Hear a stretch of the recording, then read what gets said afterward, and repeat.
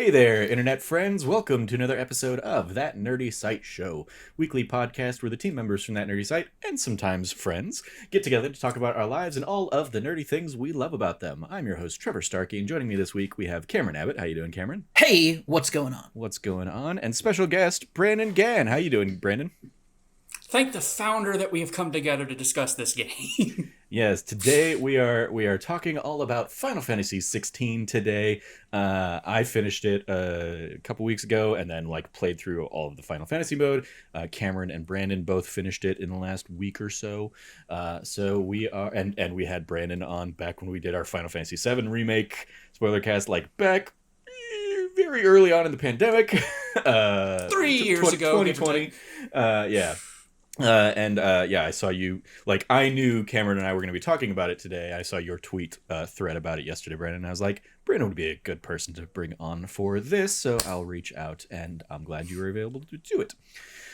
So yes, as we do with so many of our spoiler casts, we will do kind of our spoiler-free thoughts and review kind of up front. Obviously, we've talked about the game a little bit back as we were doing impressions along the way, but now we've kind of got our full thoughts on the game. Brandon can share his thoughts, and then we will dive into full spoiler territory. In particular, we're going to kick off spoilers with the ending, because I think that is the most spoilery thing we can talk about the game. So it will very much be all right, we're in spoilers now, and immediately talking about spoilers. So stay tuned for the timestamps if you want to avoid that or anything like that. But yes, a little bit of housekeeping before we dive into our thoughts on the game. If you like what you hear, please remember to like, subscribe, rate, review, share the podcast everywhere you can, all that fun stuff. So Brandon, as the guest, I want to hit up your spoiler-free thoughts first. And again, I saw your thread, but for those that didn't, what are your thoughts here of Final Fantasy XVI? And I guess preface it for those that don't know with your Final Fantasy lineage as a whole. Okay, I can knock that out the way. I was first exposed to Final Fantasy as a series right around the 7th grade, I think, because I was living in a completely different state at the time, and I had a friend of mine. He's like, hey, I want to show you something. It's a game I've been playing. He loaded up a save file, and he's all these weird polygonal characters on this boat, and then he fights this weird demonic-looking creature down into the the belly of the ship, of the boat. And I'm blown, and come to find out, I was just first exposed to my currently favorite game of all time, Final Fantasy VII. And since then, I've periodically been, playing hit and miss. Same said friend introduced me to 10, which is my second favorite. Not counting 7 Remake, but second non-7 thing that I love so much. I love 12, really like 4, 9, and 1. I think 2 and 15 are okay. They got issues. I don't like 6, which is kind of blasphemy, courtesy of one of our panelists here, one of his favorite games of all time. It's fine. It's fine. It's weird, but it's fine. I understand. I don't know. You can suplex a train, man. That's goat material right there. You don't like Star Wars with magic. I got it. This is 16, not 6. We don't need to be here 4 more hours. But also, I am vehemently against 8 and 13. But that's all right. They were at least okay. 8 is one of my least favorite of the bunch. Never played 13. Couldn't tell you a thing about it. 8, goat status. 8's great. God, you're terrible. Disagree.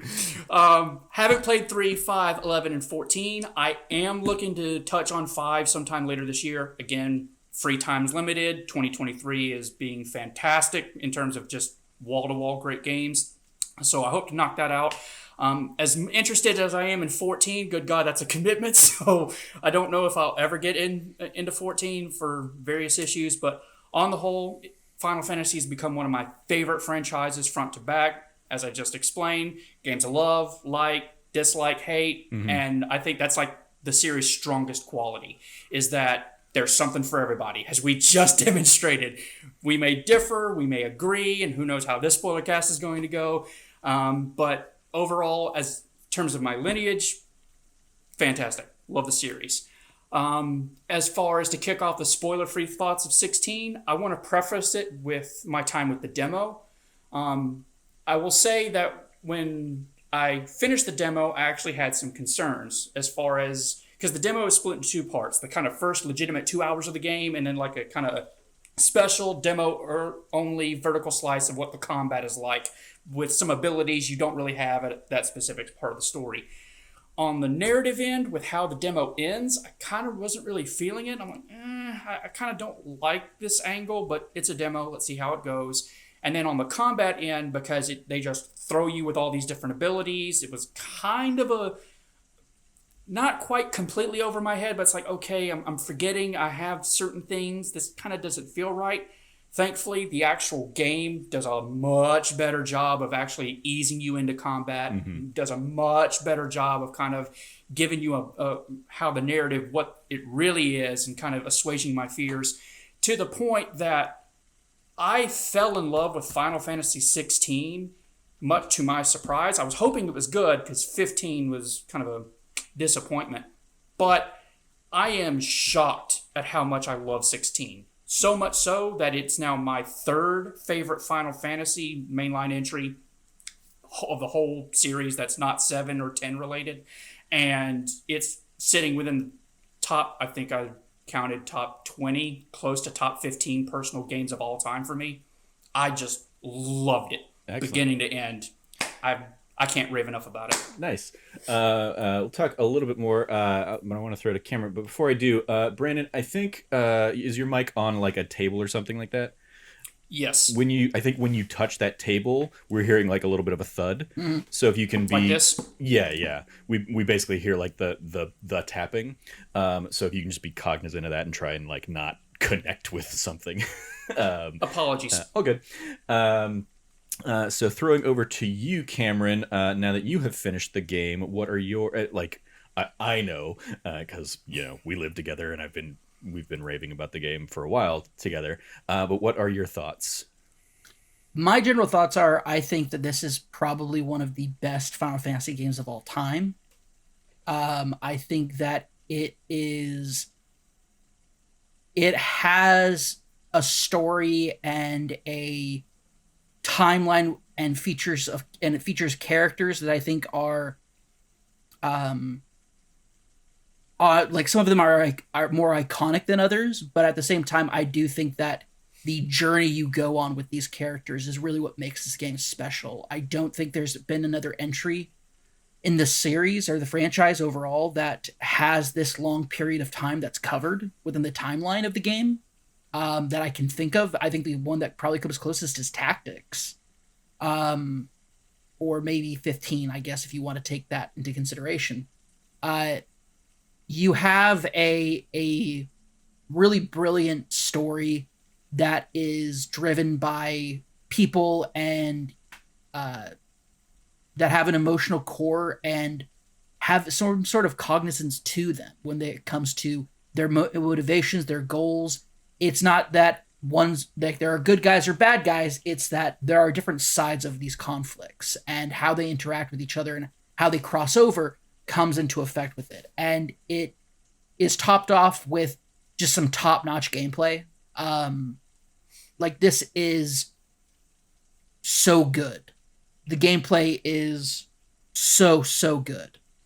And I can't emphasize enough how brilliant I think this game really is on a fundamental core systems level. And I've just been blown away by it this entire time that I've been playing it. Nice. Yeah, for me, I as Brandon has, I have a lifelong lineage with Final Fantasy. We've talked about this in shows in the past. My first Final Fantasy was Final Fantasy II, which is actually 4, on the Super Nintendo. And like Final Fantasy 3/6 is one of my favorite, and for the longest time was my favorite game of all time. And then I went back and played 1, and I remember, similar to you, Brandon, I remember going to a friend's house who had Final Fantasy VII, and like he was already like we were snowboarding and doing stuff, and I was like, this is crazy. But also, like, I only played Final Fantasy III. They're already up to 7. Where are the ones I missed? And it wasn't until years later and the advent of the internet that I would realize that it had been a naming convention kind of swap. But yeah, eventually, when the ones that hadn't been released in the US came over on the PlayStation 1 and stuff, I've basically played all of them now, save 11. Because I did pour 400 hours into Final Fantasy XIV when Endwalker came out that year. Hells yeah. A couple years ago. And yeah, thank God for the pandemic, because I had the time to do it. Actually, no, the pandemic sucked. It was worth it, but I tried to make the best of a bad situation. I will say this game, I think, is, like, on a technical level, certainly the most refined and probably the sharpest that Final Fantasy has ever been. And even from, like, a narrative and character and structural level, easily probably the strongest outing they've ever done. Save maybe 14, but that's, like, 14's always on a curve because it's now at this point like 6 games in one kind of thing, with each expansion basically being just a full level's worth of game stuff. All that said, there are enough choices that the game makes that I didn't really vibe with that keep it from being in my super top tier of Final Fantasy. It's probably like in my top 5, top 6, behind 6, 4, 7, 9. It probably sits around with 14, in kind of that, like, the other ones have such a time in my life and kind of an association with them, and I've loved those games so much longer, so it's always hard for, like, the new ones to break through. But that's probably where 14 and 16 live, is kind of like, top 5-ish of Final Fantasies. Combat is absolutely a ton of fun. Performances are great across the board. Like, it is my front runner for Game of the Year this year, certainly. It connected with me enough on the things it needed to connect with me there. And it'll be interesting to see if it gets dethroned. Like, looking ahead just right now, I'll say, like, Starfield's the only thing that, like, maybe is a contender, because I love Skyrim, I love the Fallout games. But even there, like, I look at Starfield, I'm like, from what they've shown of Starfield, there's a lot of Starfield I'm not interested in. So I don't know if it's going to connect with me in the way that Bethesda stuff has in the past. So yeah, it's the game to beat, and it might do it, it might not, we'll see. But it was definitely a ton of fun. I had a great time with it. I've gone through, I took a couple days off after the game came out, because I had some personal time I could take. And so I basically, like, played through it all that first week, beat the game, and then spent the last week and a half kind of playing through it again on the Final Fantasy mode. I think I beat Final Fantasy mode the same night Cameron beat the game proper. So it was like, I was basically racing to catch up. And it was, in large part because I was skipping cutscenes the second time around. Mm-hmm. But there were also some things where I was like, oh, I appreciate that now, knowing the full context of the game, it does shine a new light on some of those scenes throughout and stuff. So there were some cool, like, revelations on a second playthrough. But yeah, overall, ton of fun. I was happily eager to get the platinum, which I did, and yeah, had a great time with it. So I think with that out of the way, we can dive into, like, we're a glowing recommendation from all of us, unsurprisingly, a bunch of Final Fantasy nerds here. So yeah, let's dive into our spoilers, and I will say again, like, right off the bat, we're going to dive into, like, ending stuff to talk about and kind of get everybody's feels on the ending, because it is a potentially divisive one, I will say. So if you are not done with the game yet, feel free to bounce and come back and check this out when you're done. Last chance, in 3, 2, 1. Okay. So yeah, I will say up front, and I know where Cameron kind of falls in this. I know vaguely that you tweeted out something to the effect of like you didn't like a choice they make at the ending.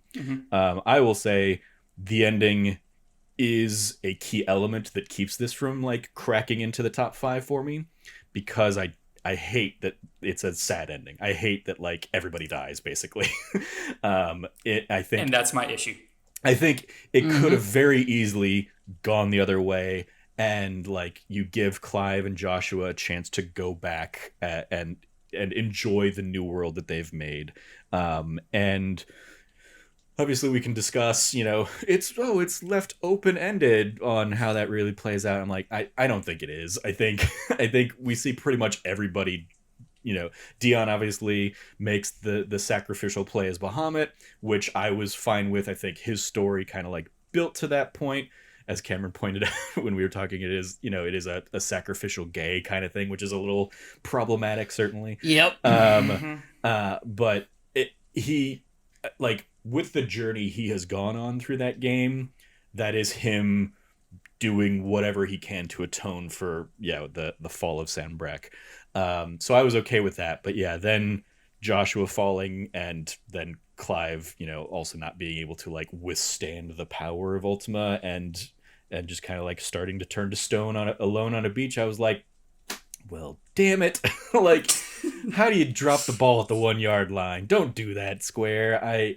And my thoughts on that have just like grown in frustration since beating the game. It is just like they could have so easily. He has the power of the god. He brings Joshua back, releases magic, and then they go back and live with the rest of the people. Put the Aether back in the earth and make everything fine. Yeah, and they don't do that. It's not hard to figure that out. Yeah, they instead go super tragedy with it, and that's just not what I want from a final, like that removes the fantasy part of the Final Fantasy for me.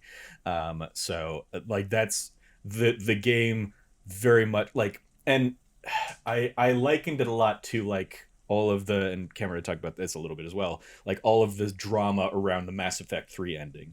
And for Mass Effect 3, pre-director's cut. I mean, either way, people still don't like, even with the director's cut, people don't like, oh, it's a 3-color palette swap. But for me, with Mass Effect, there was so much more to it that was like, it's about the journey and the choices you made along the way that is like really what touches me on that game. This one, I wasn't making a ton of choices. I went and did all the side quests, and so I like got really connected to these characters in this world, and for all of that to have been for naught is just frustrating to me at the end of the day. And so yeah, it very much is one of those like, oh, I just think this game has the wrong ending for me. I'm never gonna be like, oh, the developers should do something different, but that's where I fall on this. Is like, I love everything about the game up to that point, and then it just loses me in the last 10 minutes really of the game. I'm just like, damn it, I saw that you were potentially going that, but then there was so many things about like, yes, I promise I'm going to come back to you, Jill, and like all of that I'm like, that don't make those promises if you're not going to follow through, Square. So yeah, that's my frustration. And I imagined that's kind of where you fell too, Brandon, based off of your tweet, but feel free to expand on your thoughts there as well. Yeah, so I think again, as I tried to say in my tweet, it's of my nitpicks, because again, I have very, very, very few nitpicks. Like there's 3 things total that I just, but other than that, it's glowing. And my nitpick with the ending is kind of the same with the other kind of thing I kind of mentioned, which, Spoilercast, I can tell you now and say Cid's death. But I tried to qualify that by saying, I don't think it's bad, like just from a way bird's eye view thing. I don't think it's a bad decision, even though, like yourself, Trevor, I don't agree. And I think where it kind of rubs me the wrong way a little bit in terms of the ending is that you have, in my opinion, the 3 of the 4 best characters of this whole game going off to this final mission, and you kill them all. Mm-hmm. If just one survived, I think I would be fine. And I don't really think it would matter to me as much in terms of who, but with those three different people, because again, I think each has their own fascinating arcs. Like at some point in time, we need to kind of carve out like 5-10 minutes and just talk about Dion and just Dion, because I think he has a phenomenal character arc. And what happens in Twin Side is just probably my overall favorite moment from beginning to end, about his conversation with Joshua, kind of Clive and Jill in Twin Side, like, what the hell is happening? And then what you find out after with kind of the flashback. And his redemption arc, fantastic. Joshua, like, you think he's dead after the opening prologue where the demo ends, but then you come to find out, oh no, he's actually been alive and he was saved by the secret society. And that reunion with Clive and Twin Side just really hits hard because of all that work that CVU3 does up to that point to show that these brothers are like brotherly bonds to the fullest. And then Clive himself, who of course you play as, you spend all this time and you take on all these quests. And then in my opinion, this, of all the Final Fantasies I've played, this is the best romance that Final Fantasy has done, because I feel with what happens between Jill and Clive, it feels the most earned because you spend some time with them and it's not like immediate. They're childhood friends and then they reconnect and then they go on several different adventures and then you have these side quests and then it finally culminates to a satisfying point. So when you have these three really critical characters get to the end and then you're like, nah, let's kill Dion. Okay, he served his purpose pretty much, just ferrying Clive and Joshua. And okay, cool. He has a nice. Yeah, we're gonna not do an airship, so we need to fly them to this crystal in the sky somehow. And then he just drops, and I'm of the opinion, confirm the kill, show the body, but I digress. And then you have Joshua, who Clive loses again for the second time. It's like, all right, you got to run that back with Clive and have him go through that trauma a second time now that he's lost his brother again, this time in a more permanent fashion. And then at the end, he's like, oh, and I agree with you, Trevor, he's now, absorbed the power of Ultima. Like, okay, he's got like godlike powers. What can you do with it? And then you've got on the beach and he's turning stone, looking at the moon. And I think another aspect that I don't really think many people are touch on, and this is a problem I've seen in other media with other franchises, is that when you have this climax and crescendo and you don't have that little bit tail off to kind of explains, how people are coping with it. So correct me if I'm wrong, I think the very last camera shot, the very last thing you see before you start to see the credits roll with the pictures of the other characters is Jill crying because she's looking up at the moon and she's got Torgal, best boy, looking up there and sad, and then that's it. That's the game. You don't see how the Hideaway copes with Clive. Now that's another element to it that really bothers me. And if Joshua she survived, does have sorry to interrupt real quick. She does, like, you do see her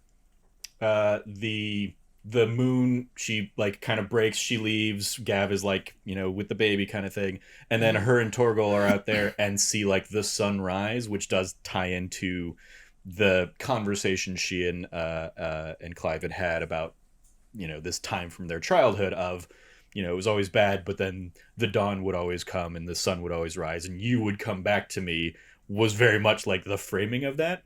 I think that's the last little bit we get, and then post credit we get the Final Fantasy VII thing of like, we're gonna go sometime far in the future, but not with any characters we know this time around. Sorry to interrupt. Go ahead and finish where you were going with it. But yeah, I agree. I think the lack of a denouement kind of thing,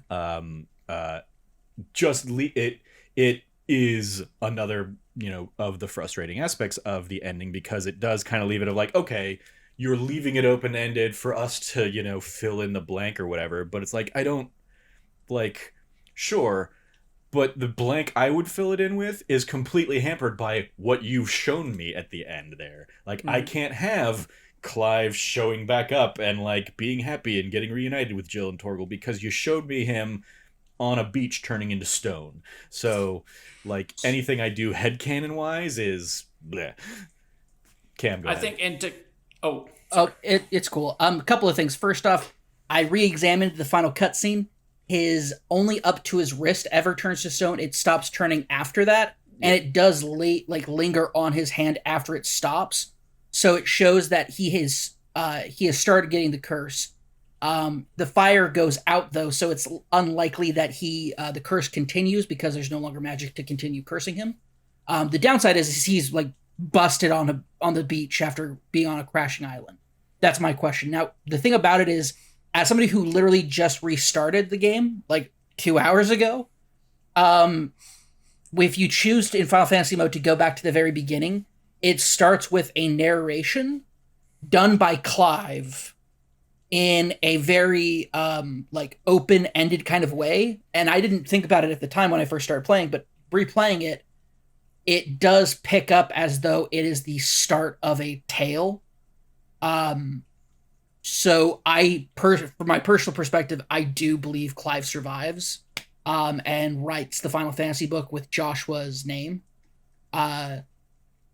It's not obviously it's not uncommon for Clive to take on the moniker of somebody else.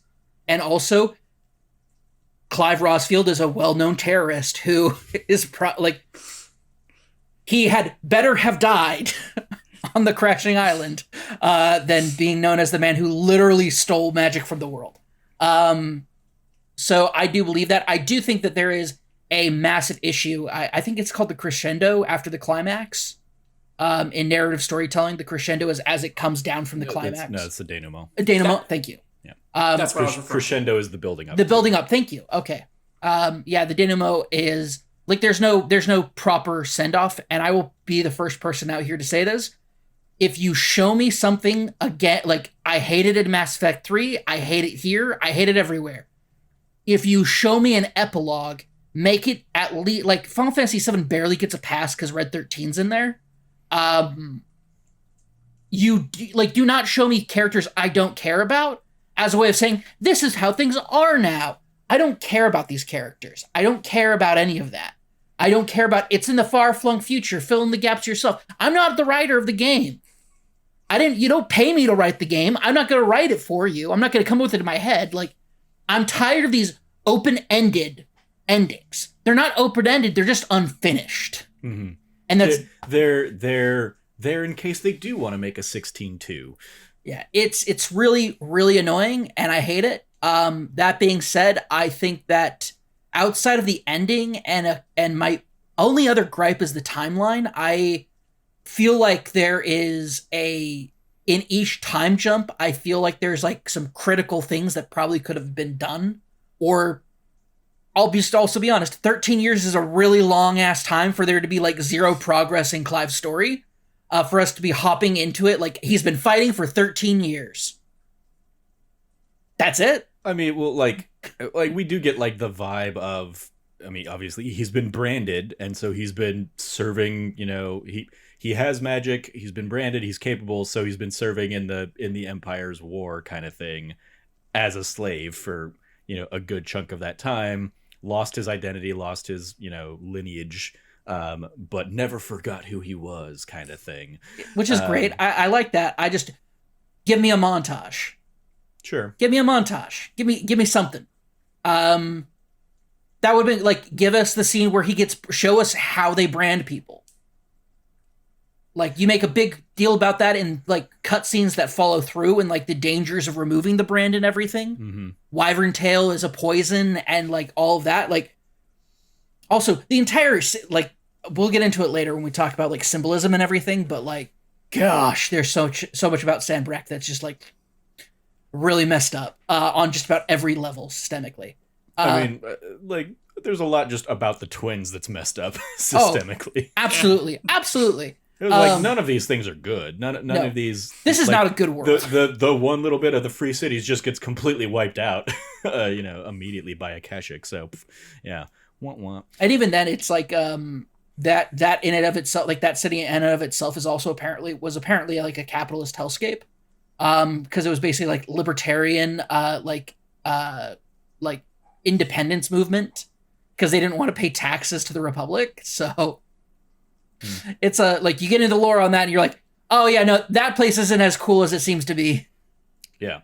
So ultimately, all of us really hate that ending. Down on the ending. Yeah. The like my takeaway from it initially was like, oh, Yote, wrote the story in honor of Joshua or something like that. And yeah, like, oh, they're showing us that this is a story by Joshua Redfield, but it's like, but it's not. Like, you nothing you've shown us indicates that it could have been, unless you're going to say that, oh, Clive removing the curse from Joshua somehow gave him the strength to bring him back to life and also get there, but you don't show us him at all. So no, I don't buy that. That sickly ass boy being brought back to life would not have made it on the island crash. Let's be real. Yeah. I mean, it's the kind of thing like you and I talked about, like if that was the thing they wanted to do, then have both of them wash up ashore, and like as Clive lays to rest and or dies and or whatever happens, like Joshua coughs up water or something. Like show us something to indicate that Joshua is alive and coming back. This vague nom de plume of a future Final Fantasy book is not it. Or here's an idea. You want to get really wild? You really want to subvert expectations? Have all three of them survive. Yeah. And be like, how did they survive? It's like, well, first off, Dion literally leaps like 80 feet into the air and then comes back down gracefully all the fucking time. So, like, deal with that. Yeah. There's all that. And we know he's not we know other Dragoons do it and they're not bearers.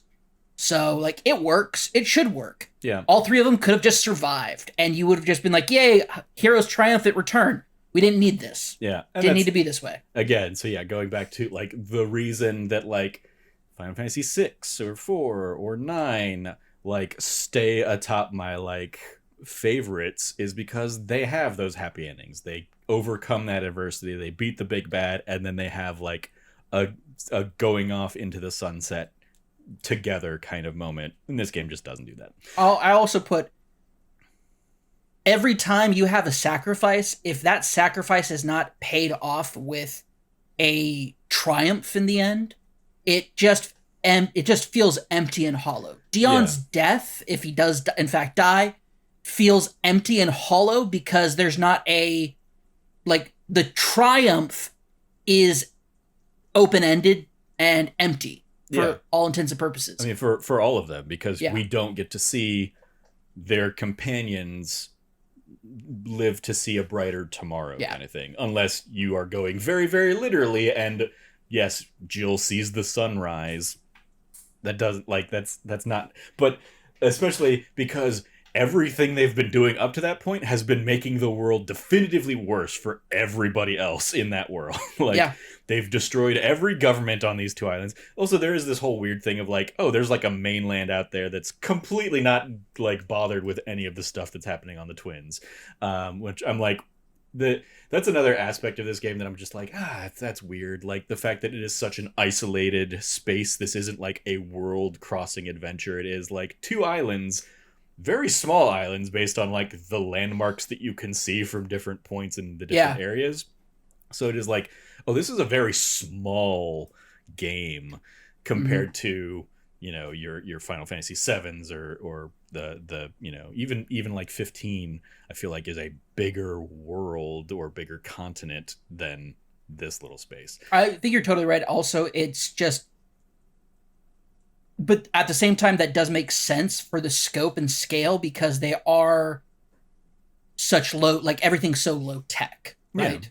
Yeah. So it makes sense. Like, we have an airship because an airship could literally just be like, cool, let's load everybody up on the airship and go to the other continent. Because apparently they're fine. Yeah, man. Like, weird. Oh, like, Ultima just decided just this island. Yeah. Just this one. Just gonna fuck these people up. Just this isolated area, mine. Rest of the world, don't give a fuck. Where the other humans come from on the rest of the planet? We don't know. Because Ultima apparently only gave a shit about this one area. Yeah. yeah, that'll be a weird thing when I'm sure they decide to do kind of like, oh, extended stories or whatever. So stepping away from the ending stuff, into brighter stuff, let's talk about the characters. Let's talk about our favorite characters. Brandon, you said, I believe it was you, that was that three of your four favorite characters go off to die there. I'm guessing the fourth was Jill. Mm-hmm. Yeah. I would say Clive is my overall number one, and Dion and Jill are like, I go back and forth between, okay, who's number two?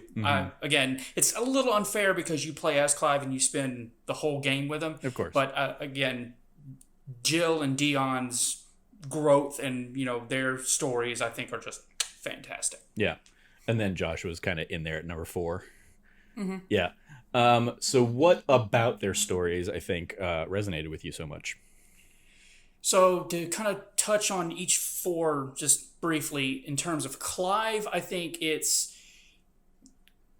so believable at the beginning that he just has this love for his brother. Like, even when he's in his teens and Joshua's a little kid, like, that he takes great pride in being his shield. And so when he believes Joshua to die, and then you pick back up when he reawakes, it's like, okay, he's had this kernel of revenge in his heart, and he's doing everything he can to try and figure out, okay, who is that hooded figure that he saw or hallucinated or what have you, that what he believed turned into Ifrit, and what's he gonna do, and how's he gonna pay that off. And then it morphs, and it's like it no longer becomes about really revenge, but more like really this obsessive, like, okay, who is this hooded figure? How does all this play into Ifrit and the Phoenix? And then he kind of takes on the mantle of Sid because trying to destroy the mother crystals becomes a bigger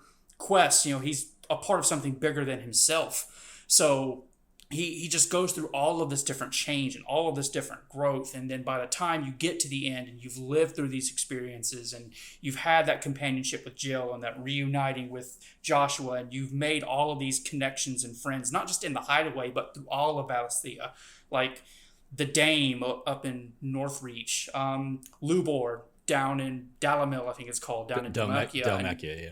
Oh, yeah, Dalamil, yeah, the city.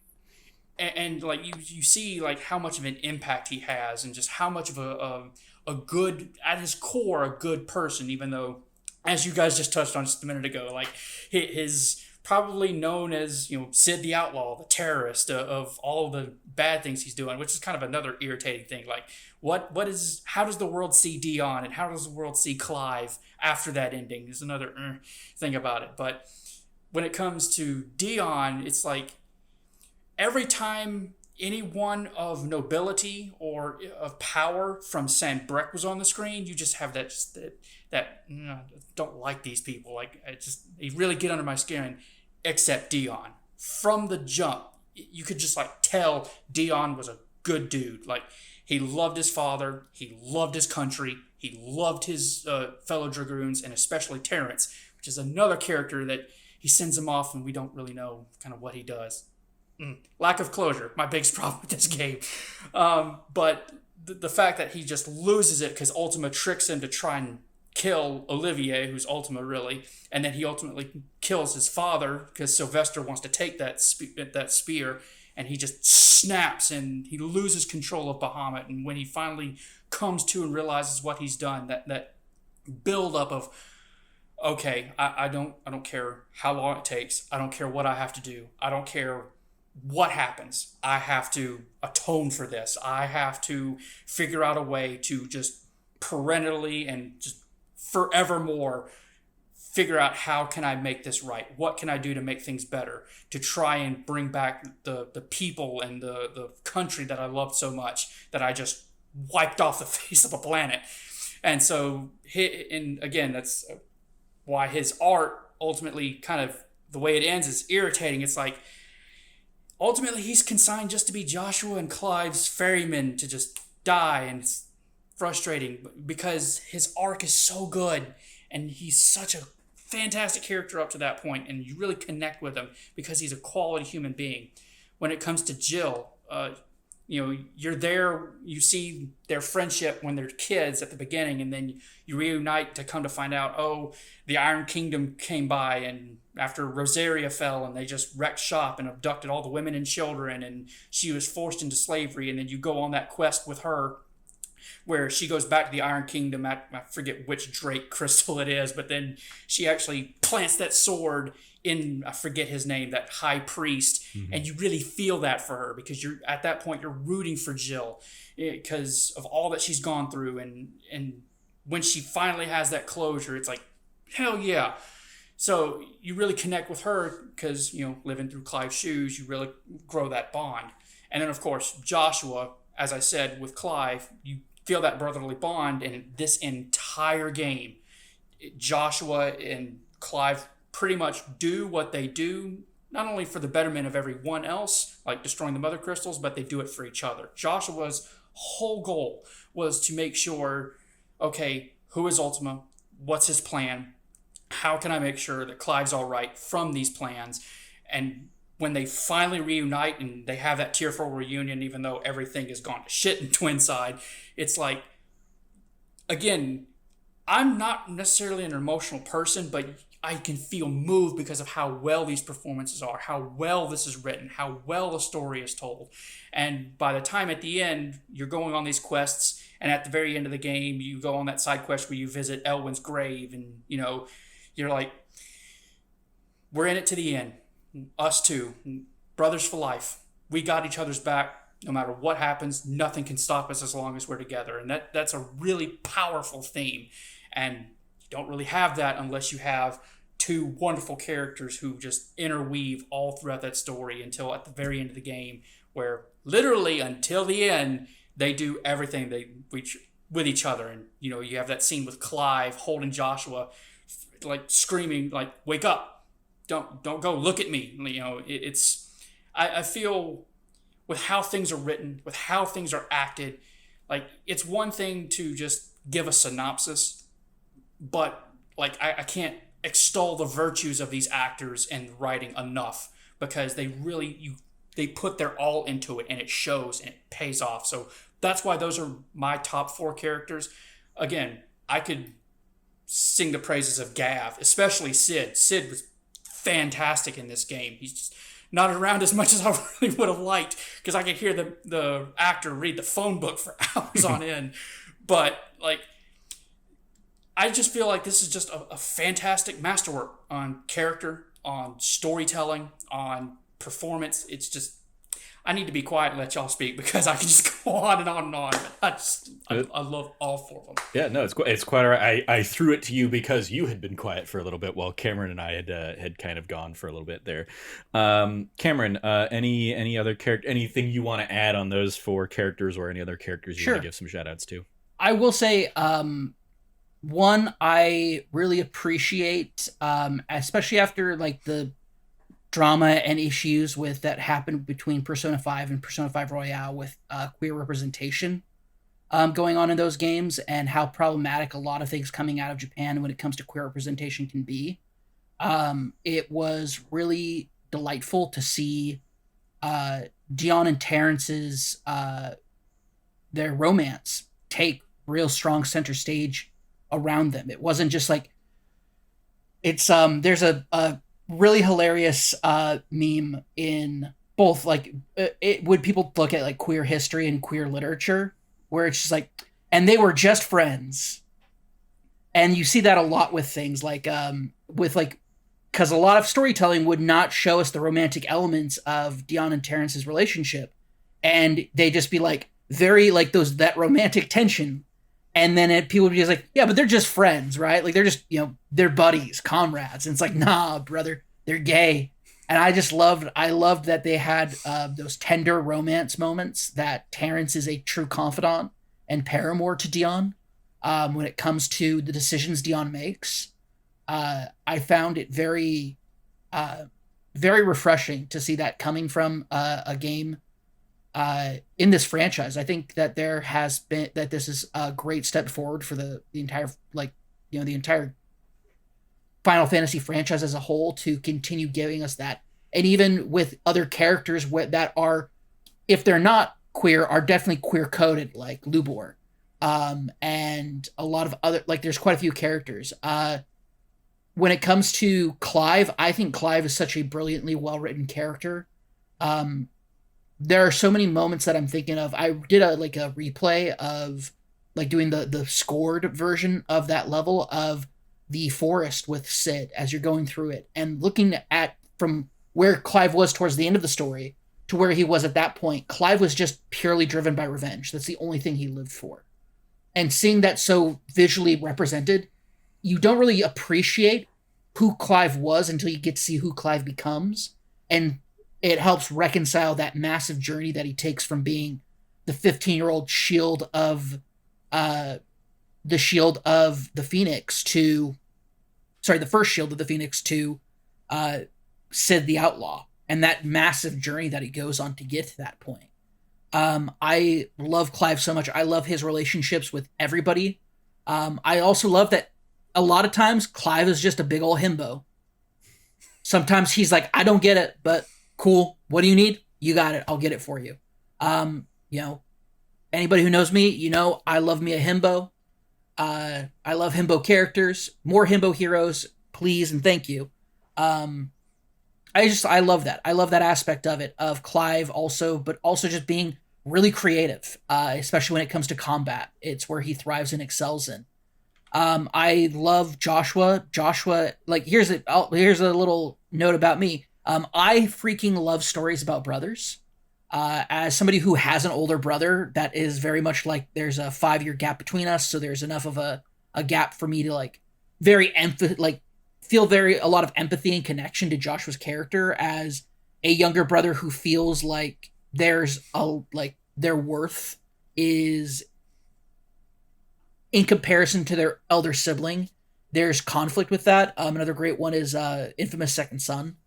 That I always go back to. Infamous Second Son is probably the closest parallel between my real relationship with my brother. Less so Joshua and Clive, because difference. Yeah. You're way more about absorbing neon powers than Phoenix powers. Accurate, 100%. Also, I have been known to wear a beanie. Sure, yeah. No. When it comes to those characters, Jill, I think Jill's story arc is really, really great. Up to a certain point, where I feel like there's a certain point where her progress kind of stops and then it kicks back up again towards the end of the game. Which is less of it's less of a critique on the team because I think her story would have continued to grow as if she had been included in the story. But there's a point where she's no longer included in Clive's journey because she's doing other things. And so we don't get to see a continuation of that growth until much later. I will say Dion I love a lot, but circling back to Dion real quick. The thing I think I love most about Dion is that everybody's like, he loves his father, he loves his country, he all this stuff. Dion is a perfect representation of somebody who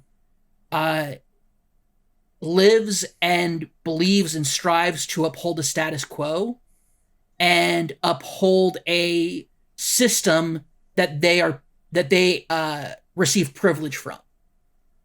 Whether it's the place as the Bahamut dominant, the dominant of Bahamut, who receives praise and adulation and love from his people, to being the essentially crown prince of Sambrek, to being the head of the Holy Order of Dragoons. Like, he is a person of, a great, his moral character is good in the system that he lives in.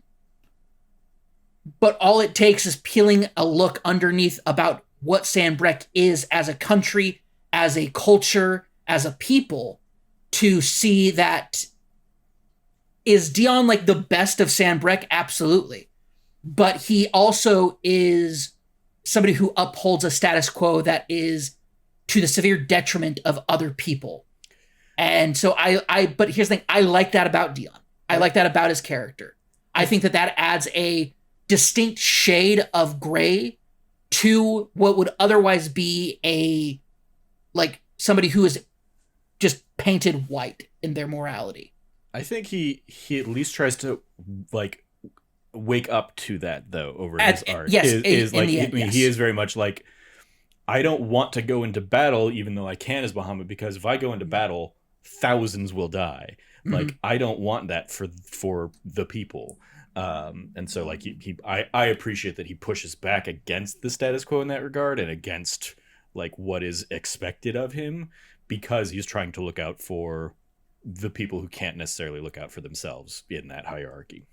Right. Yeah, and he pushes back against Sylvester like 2 or 3 times. Yep, Like, that's in consideration of people who Dion considers people, though. And so Dion doesn't grow until the very, like, towards the very end, where Dion has fallen so far that he starts seeing people who previously he only saw as bearers. I mean, that's everybody in this world, though. Absolutely. Like, yeah. Absolutely. But I love that growth. I love that growth from who he was, because before you could say, well, Dion was a great person before. It's like, depending on the lens that you're looking at. And I love that. I think that's a sign of good quality writing, though. Real quick about this character. Off that, I want to jump into a favorite character of mine who is an unsung character, and definitely not like one of the core ones, but Martha. I don't know if either of you had a conversation with her late in the game where you can have those like, oh, like tell me about this kind of thing. She will tell you the story of like why she started protecting bears and why she started looking after bears, and it was because like as a child, a bear like took care of her, and on like that bear's deathbed, as the bear was like coming to the curse, she basically says, I'm so glad you never awoke. And Martha finds out after the fact that bear, who was basically like her nanny, her servant, was her grandmother. She slept out in the barn. She was a slave. She like her grandmother by birth and like family by birth had been so like thrust out of like public eye and public society that they didn't even tell her that she was her grandmother until or she found out, at that point. And I was like, that like I already liked Martha as a character and what she was trying to do and trying to help the bears, but like that was like such a cool, so easily missable like element of her story that like I was frustrated that it wasn't like part of one of the side quests or something like that, and it was just one of those like, hey, we've got these weird little conversations where we say a few words of the dialogue and then nothing else, and you just kind of read it at your own like that was also a weird little element of the performance of the game. I was just like, why are they only saying like the first 3 or 4 words of what's written on the screen? I like the first time I did one of those, I was like, did my audio drop out? Like what happened? Oh no, that's just how these happen. It's so much more towards the end of the game too, like the back half of the game. I mean, you find them pretty early on, and then it's just a matter of like when they update or when they refresh. And it's usually after like big story beats or something. You'll get, hey, tell me about this thing that just happened, and your thoughts on it, kind of thing.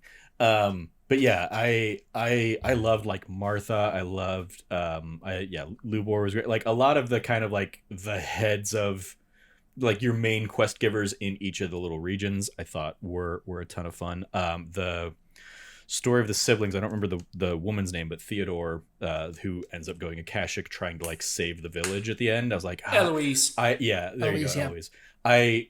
As I was like leading up to one of those quests, I found myself thinking like, we haven't had a quest in a while where like it ended sadly or like where it ended bad. And I was like, they've given me 2 characters here. I don't think they're both going to make it out of this quest line of things. And then sure, like within probably 30 minutes, I'm like fighting Theodore Akashic, and I was like, oh, yep, there we go. Yep, he turned. But yeah, like those I thought did such a great, and really any of those like extended like here's 3 or 4 quests that really string together to tell you the story of this character, like Blackthorn as the blacksmith was a ton of fun. I loved kind of getting to know his story from like the initial like gruff, he doesn't want anything to do with you, but you bribe him with some alcohol so he'll upgrade your gear and stuff, and getting to like see his story and going to his hometown and kind of learning that he like left everything behind for ultimately a selfish reason, but also a selfless reason. Like it like that that fun straddling of like he didn't want to be chief, but like for himself, but also because he knew he wasn't the right person to be chief for his people. Like I I really liked kind of like his story beat and arc and stuff like that. And so that like that is really, I think, a testament to the game is the breadth of characters. Obviously, your core cast, lots of great stuff there. I loved, and this was fun, kind of playing it in the moment with Cameron or where Cameron was at, because I was usually ahead of Cameron because I had all that extra time early on to play. And so like Cameron getting very excited about doing a side quest where you found out Sid had a daughter. Yep. And by the time he's finding this out, I've probably met Mididal in the future and getting to see what a great fun character she is. And yeah, I loved those things. And she very much is that fun, like bubbly character who doesn't, like, obviously she hasn't necessarily processed the grief of losing her father those years ago. But she is still that like archetypal Final Fantasy character of like trying to always be cheery and always be happy. She is like a Yuffie type character in this, and kind of like she's like Selphie from Final Fantasy VIII, as bad as that game is. As great as that game is. No, the draw system is terrible. But yes, I think like I loved her as a character. I love even like I remember like early on going to Harpocrates and being like, okay, I'm just going here to like level up the to find out what new lore I've picked up and like have his little pixelated character move up, but like doing quests with him or like engaging with him in side quests and stuff like that was a ton of fun as well, and just kind of like getting more of a vibe of who he was and what mattered to him. Like finding out he had been the tutor to Dion was like a real cool, like tying the world together kind of beat. And so I thought that was like absolutely, I think one of the biggest strengths of the game is that the game does a great job of making these characters, even the side characters, matter.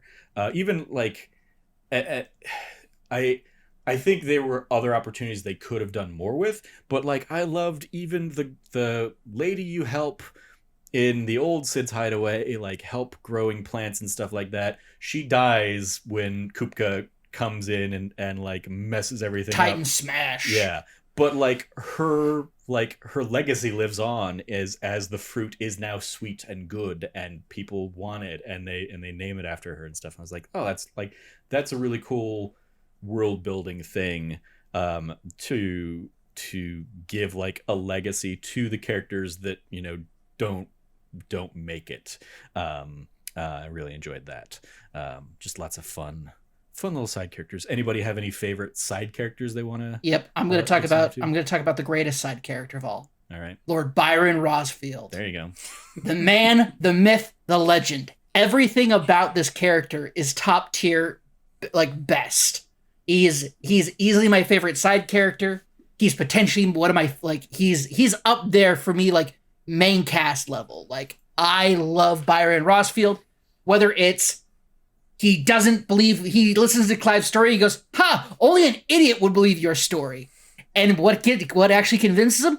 Clive does a rendition from memory of a scene, and Byron is just like, and that like is like, he's like, my boy. And it's like, it's brilliant, it's wonderful. As an uncle myself, immediately touched my heart of like basically as it's always awesome when you're an uncle, especially I'm single and I don't have kids of my own. So it's easy to be like, roll up and be like, presents for everybody. Let's go. That's always a fun feeling. And so getting to see this, like this cool, it's like, who's Elwyn's brother? Cause Elwyn is like this, like serious, great leader, all of this. And Byron is like, honestly, one of the things I love is that after Elwyn died and Phoenix Gate fell, he tells Clive, I retreated to my counting house. I ran away. And ever since then, he started like sucking up to his ex-sister-in-law. And But when he becomes aware of like efforts to restore the duchy and other things like that, he starts funding them and he starts doing everything he can to help the people of Rosaria. And I love this character. But I think it all climaxes for me as like, why is he such a great character? Is in a side quest where you're trying to find for Blackthorn, when you're trying to find out like how does this one sword get so sharp, and you go meet this guy and he's this merchant and like you help him out and so he's no longer a dick to you, but he flat out tells you he goes, yes. Are there other collectors? Says, oh yes, I have to. My greatest rival, the despicable Lord Byron Rosefield, and it's just like Lord Byron Rosefield is such a great character, and in universe he's so notable for being such a collector of these things that he has a rival who hates him and detests him, and you just run into him. And I love that Byron never it's never mentioned to Byron, and for me that tells me one thing, that to this guy, the day Lord Byron Rosefield outbid him or has taken things away that he otherwise would have wanted were pivotal moments in this man's life. But for Lord Byron Rosefield, it was a Tuesday. Yeah, I knew you were going with that. Real quick, I want to give you a chance to jump in, Brandon. But I want to, especially since I know you have a distinct love of Final Fantasy XIV, Cameron. One of the performers playing Lord Byron was Stephen Critchlow. Yes. Who plays Edmond de Fortemps in Final Fantasy XIV, and seemingly probably passed away during production. Definitely during production. But that's why there are two people who play Lord Byron. The other performer. Where'd he go? Ewan Bailey, I believe. Yeah, Ewan Bailey. He did a great job coming in and matching, voice matching for him. Because you can hardly tell there's a difference. Yeah, it was one of those when I saw the credits roll, I was like, oh, there are two people playing that. That's interesting. And then I saw basically an article kind of explaining what and people kind of the people memorializing Stephen Critchlow in that role. So. But yes, Brandon, did you want to jump off of Lord Byron's greatness or jump into anybody else? Oh, obviously I have a couple of characters, but two scenes that Byron has cracked me up hysterically. The first is when he finally gets to the hideaway and he brings two huge crates filled with millions of gil. He's like, oh, here's 2,000 whatever the value was of gil. And Gav is like, 2,000! That cracked me up. And the second one is when both he and Clive get to Dalamil. The tavern. In that tavern. And then he starts going down with all the food and the drink while Clive is fighting everybody. Had me cackling like a demon because I thought that was hilarious. He's a great comic relief without overdoing it, which I think is some brilliant. I think that's the brilliance of Byron, is you can count on him to most of the time to kind of give you a chuckle, but it doesn't feel corny or cheesy. It feels like, oh, this is pretty funny. That was pretty good. When he hands her back the empty bowl and says, could use a pinch more salt. Just a pinch though.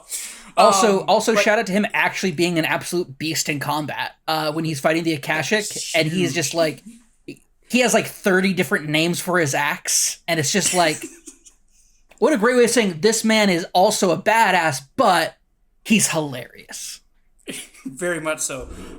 As far as the side character that I connected with, I've already brought him up a couple times, but it's Gav.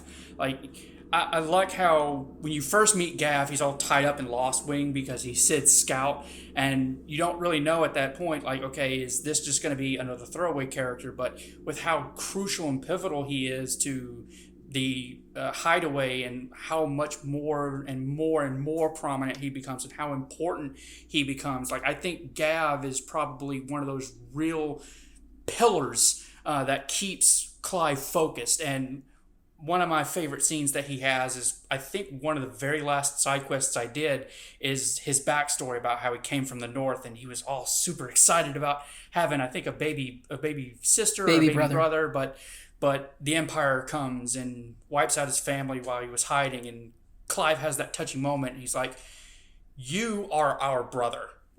May not be by blood, but you matter, and you you are so crucial and so important to us, and everything you do is so necessary, and like you're the best scout that we have. And like, again, kind of what you said a little while ago, Trevor, it's like Gav is just one of those examples, like Martha was for you, and like we've touched on Lubor and the Dame and Eloise. Like, there's so much character to characters. Like, and that's why I think this is one of the best top to bottom supporting casts, period, of the entire Final Fantasy series. From like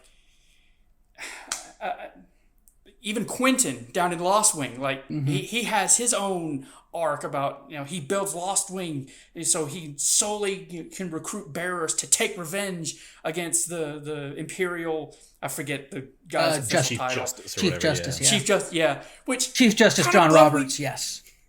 Kind of bummed we didn't see Quentin actually kill the guy, but that's another thing. Well, they can't depict the death of the Chief Justice.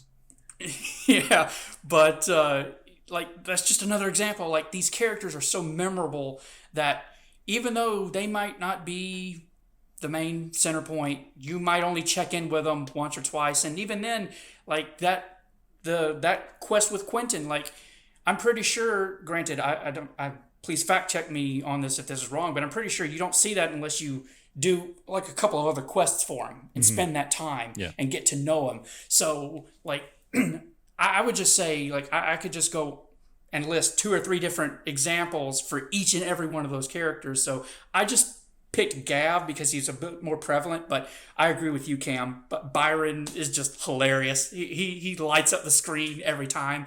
Same thing with what you said earlier about Middle, Trevor. Like, she's just go, energetic, always trying to convince and trick people to do things for her. And Clive is like, fine, like, because she has that way and that personality. So like, just a phenomenal supporting cast, and like, just fantastic across the board. Yeah, love them all. I loved. There was a moment, I think, probably after the 5-year jump. So when you are Sid the Outlaw kind of thing at the end, where early on in that section of the game, where like there was a scene where Gav seemed like frustrated that he was like being put on the back burner or something like that, where I was like, oh, are they gonna make him like have a turn? He's gonna be a turncoat kind of character. I'm so glad they didn't do that. But it like it was a very brief, fleeting kind of thing where it was just like he had like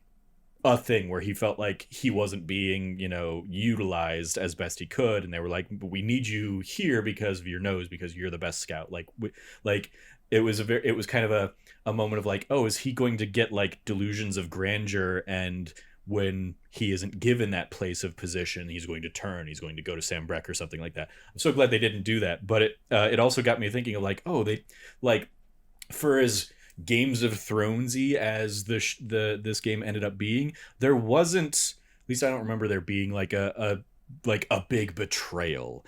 I mean, apart, I guess, your mom at the beginning, but your mom was a piece of shit from the get-go. Holy crap. Her so it was never like she didn't betray anybody. She showed you exactly who she was from moment one. Sucks. So yeah, I think that's like one of the big like story elements I found myself expecting that ended up not coming to pass. But yeah, I guess let's talk about her, and let's talk about like Barnabas and the villains, I guess. Sure. As a segue into that. Yeah, the mom just immediately from that prologue being like, I loathe you, my son, my firstborn, kind of like, oh, she sucks. And then like it was the hook at the end of the prologue of like, oh, she was the one that orchestrated the whole fall of Phoenix Gate. Fuck her. This is going to be so great and so satisfying when we ultimately, you know, get to see her end. And it was, even if it wasn't necessarily by our hand kind of thing, it was definitely by our actions. I just don't think that they could have had Clive or Joshua kill her. I think she had to definitely off herself. It would have been like oh, they do something that like, oh, she dies in rubble or something like that is how it would have been if like Joshua, or how Clive, you know, kills her. But yeah, so the fact that she ends up taking her own life, it's like, all right, that's after she has already lost everything. Yeah. Yeah. I'm sitting there at the screen saying, do it. do it. Come on, do it. Because Yep. I hated her so much. I'm like, do it. And when she finally does it, I'm like, yeah. And the only person to truly mourn her is Joshua. Because Clive is just like, Yeah. She loved you, Joshua. That's fine. yeah. You can have those feelings. You can feel those feelings, but she sucked. I think there's a great analysis that you can make of her character where when you if you read through all of her lore, you kind of go through the whole catalog of all of her different entries, and you find a very strong through line, which is she is a product of the system. Yeah, she's basically she she believes she was raised to breed the best end all be all dominant. But it's not just that. That's where her internal value is. Yeah. Then this is a really great look at her character, and I think it's very interesting that the toxicity of womanhood, as far as this traditional set, you are meant, she believed herself to be a quote unquote holy vessel to birth these dominants, specifically Phoenix, and then with her belief that Olivier would beget a line of kings that would also be dominants of both Phoenix and Bahamut. Don't get me wrong, on paper, that's some, if you want to look at it, take away the morality of eugenics, that's a pretty good idea. That being said, it's that is a totally realistic approach for a character to take on this. It was very clear that she, this is a very great telling of how when you have a very specific perspective that you were raised with and by, because she's also a product of her environment. She was raised to believe that her purpose of marrying her cousin, Elwyn, is to preserve the lineage of the Phoenix and basically birth a Phoenix because Elwyn's father had died. And so, that's her entire point. And so Clive being born, not being the Phoenix, but being an incredibly strong person that is a quote unquote ideal leader, but he's not the Phoenix. Yeah. And when Josh was born, he's born, and that's great. He's the Phoenix, but he's sickly. When she says, if he had 1/10 of your strength, how viscerally she said it. The acid, the poison that was in her voice. Shout out to the actress who played her, by the way. She was phenomenal. Mm-hmm. But with the way she says it, and you can see her hatred of Clive doesn't come from just, he wasn't the Phoenix. It's that, and this is part of the psychology of her being this vessel, right? Of producing these heirs that are supposed to be, producing an heir that's the Phoenix. Is she, and she mentions it too, people assumed Clive had to have been born from a whore or somebody on the side, which also paves into her hatred of Dion, by the way, too, which is a great link to that because Dion is the son of a courtesan. And so that pulls that directly into her hatred of Dion, and her hatred of Dion and her treatment of Dion is a direct reflection of her feelings towards Clive, a son she literally sells into slavery. She's the fucking worst. But her hatred of Clive comes from her inner belief that she was that loss of faith in her being defective or there being a problem. Was a very real panic for the wives of kings and nobility in the era that this is based off of in our own history. When your only value is the children you can produce, if you don't produce those children, there is a problem and you're likely to be killed or offed in some way for the sake of quote unquote convenience. Mm-hmm. And so her character is so real and based in real problems of patriarchal society and the idea of especially inherently in feudalism where blood lineage is so important, that it's crazy. It's crazy how good her character is. The fact that everybody can hate her so emphatically is proof of that. I mean, it's also it's pretty easy shorthand when you make a mother who hates her own children. It's there's no sympathy to her really. And you're yes, they try and paint her with a bit of sympathy there at the end kind of thing, but it's like, no, you suck. Like you made your choices. Sure, you got a bad lot in life too, but so did all these guys. So does everyone else. Yeah. Like nobody here is having a great old time.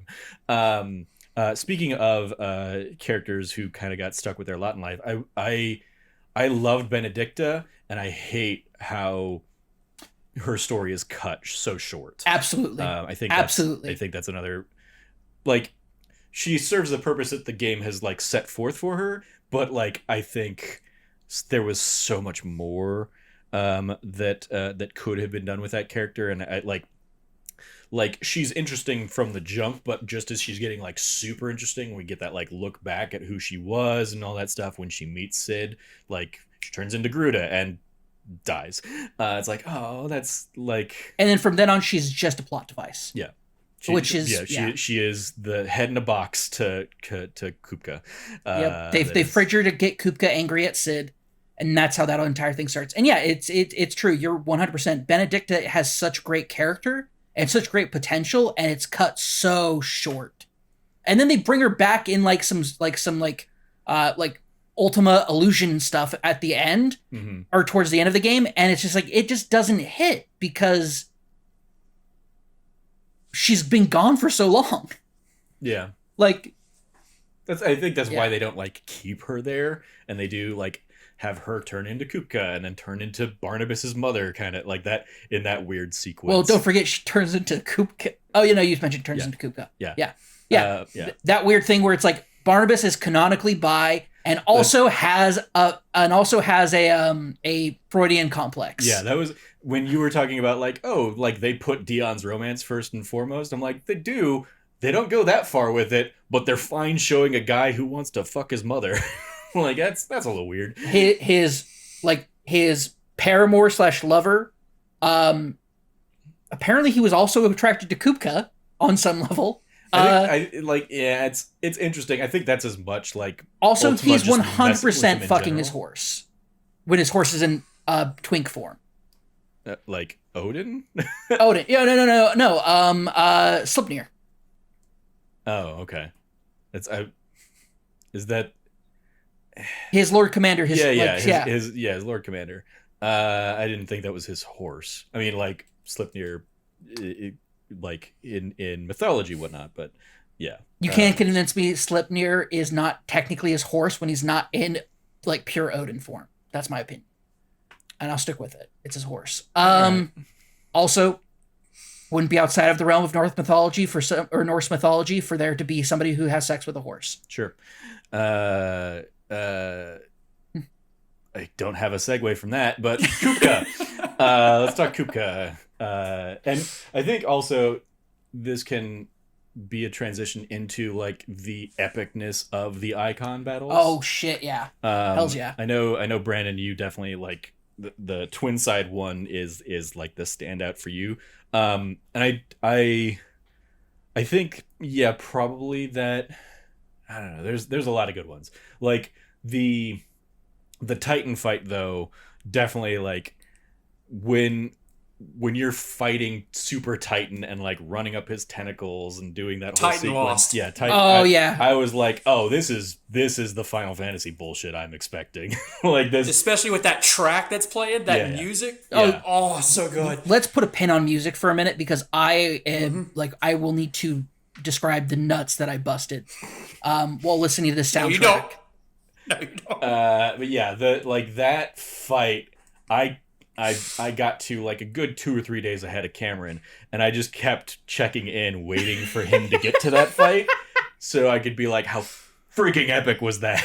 Like how great. And so yeah, like finally, when he finally got there, like I was there when you started that fight, and you start like running down as Ifrit. Well, first you fight Titan 1-on-1, and then he becomes Super Titan by absorbing the heart of the crystal. Yeah. So yeah, I like when you were doing that part though, I was like, all right, I'm just gonna step out of the room and let Cameron have this moment, and I'm gonna check back in with him later and be like, how freaking cool. Cause yeah, like the Super Saiyan, you're fighting Bahamut in space. So cool. Yeah. So I will say things I loved about the icon fights. Gruda, I really wish there was more to that fight. It's easing you into it. I know. I will say the Titan fight, the fact that you fight regular Titan, Mega Titan, and then you fight Mini Titan again because he was actually hiding inside of Mega Titan, and you do that free fall fight with him. It's so cool. I love it. But I don't think anything tops. I don't think anything can top the transition of doing the Ifrit versus Bahamut fight to then Phoenix versus Bahamut to then Phoenix and Ifrit versus Bahamut to Ifrit Risen versus Bahamut. And there's just that level of escalation as they just build and build and build and build and build. And you literally fight through like every a variation or iteration of Bahamut from every other game. Did your couple of Kingdom Hearts nerds, did you catch that this Bahamut has Zeta Flare? Yes. Which we've only Zeta ever Flare, seen yeah. from Donald. Yep. Which is people are like, oh, mage is this. Like, first off, an icon, like, is Donald Duck canonically in Square lore the most powerful individual creature in history in like any of the games? No. But he is the most powerful mage still. But yes, as we see here, there are at least a couple characters who can survive Zeta Flare. So Yep.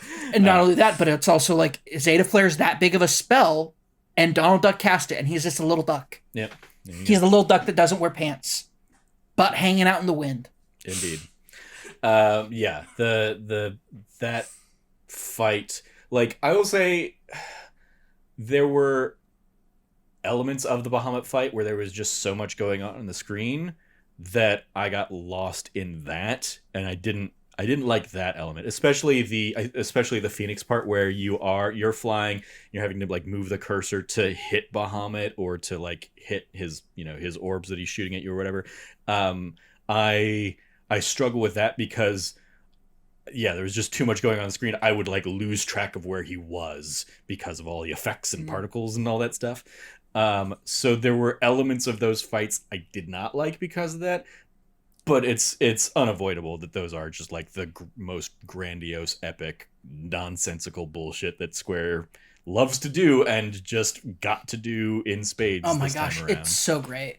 I will say the only icon fight that I was a little disappointed with was the Odin fight, but that's also maybe because that's the hardest one.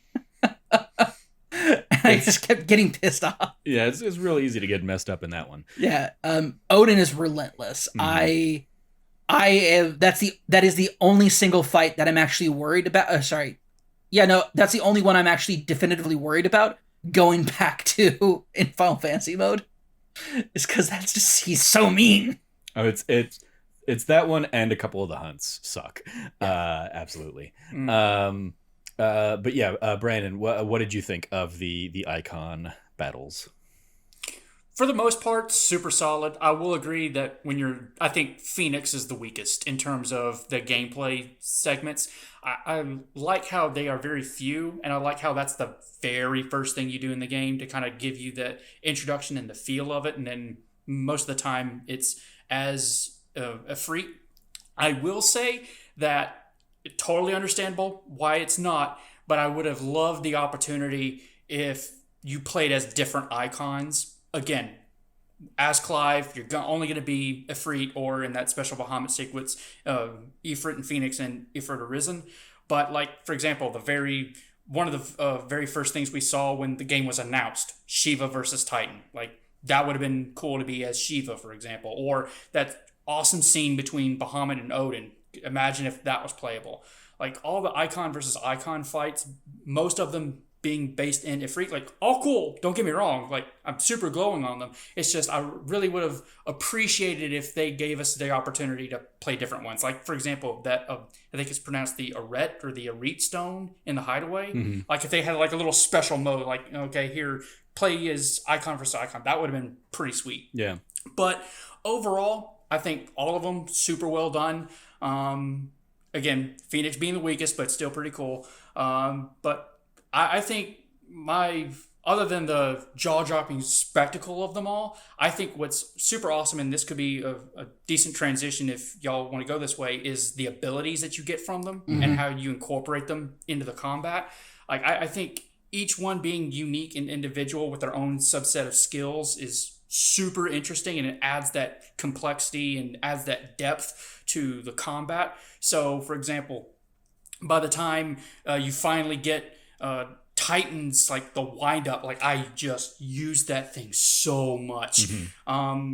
By the time you're introduced to all of these skills, it like really makes you feel like, even when you're as Clive and not as the icons, like using their powers just feels so satisfying. So as I said in my like mini tweet thread, like I think this, in my opinion, is the series' best use and interpretation of the summons, both in terms of gameplay and the story that we've seen so far in any Final Fantasy that I've played. Granted, haven't touched 14, can't speak to 14, but in terms of the single player stuff, like this is easily the best use and interpretation of the icon or summons, icons, whatever you would like to call them, that we've seen to date. I think the icons in this game are, like, it's no secret, Creative Business Unit 3 also is the team behind Final Fantasy XIV. It doesn't surprise me whatsoever that what we're seeing with these these Titanic level creatures of power and like fury and consequence, I think is a direct reflection of what you get to see in Final Fantasy XIV. I think it's also like, I mean, they started down this path with 14. Obviously, we got a lot of these in their like mammoth forms in 15 too.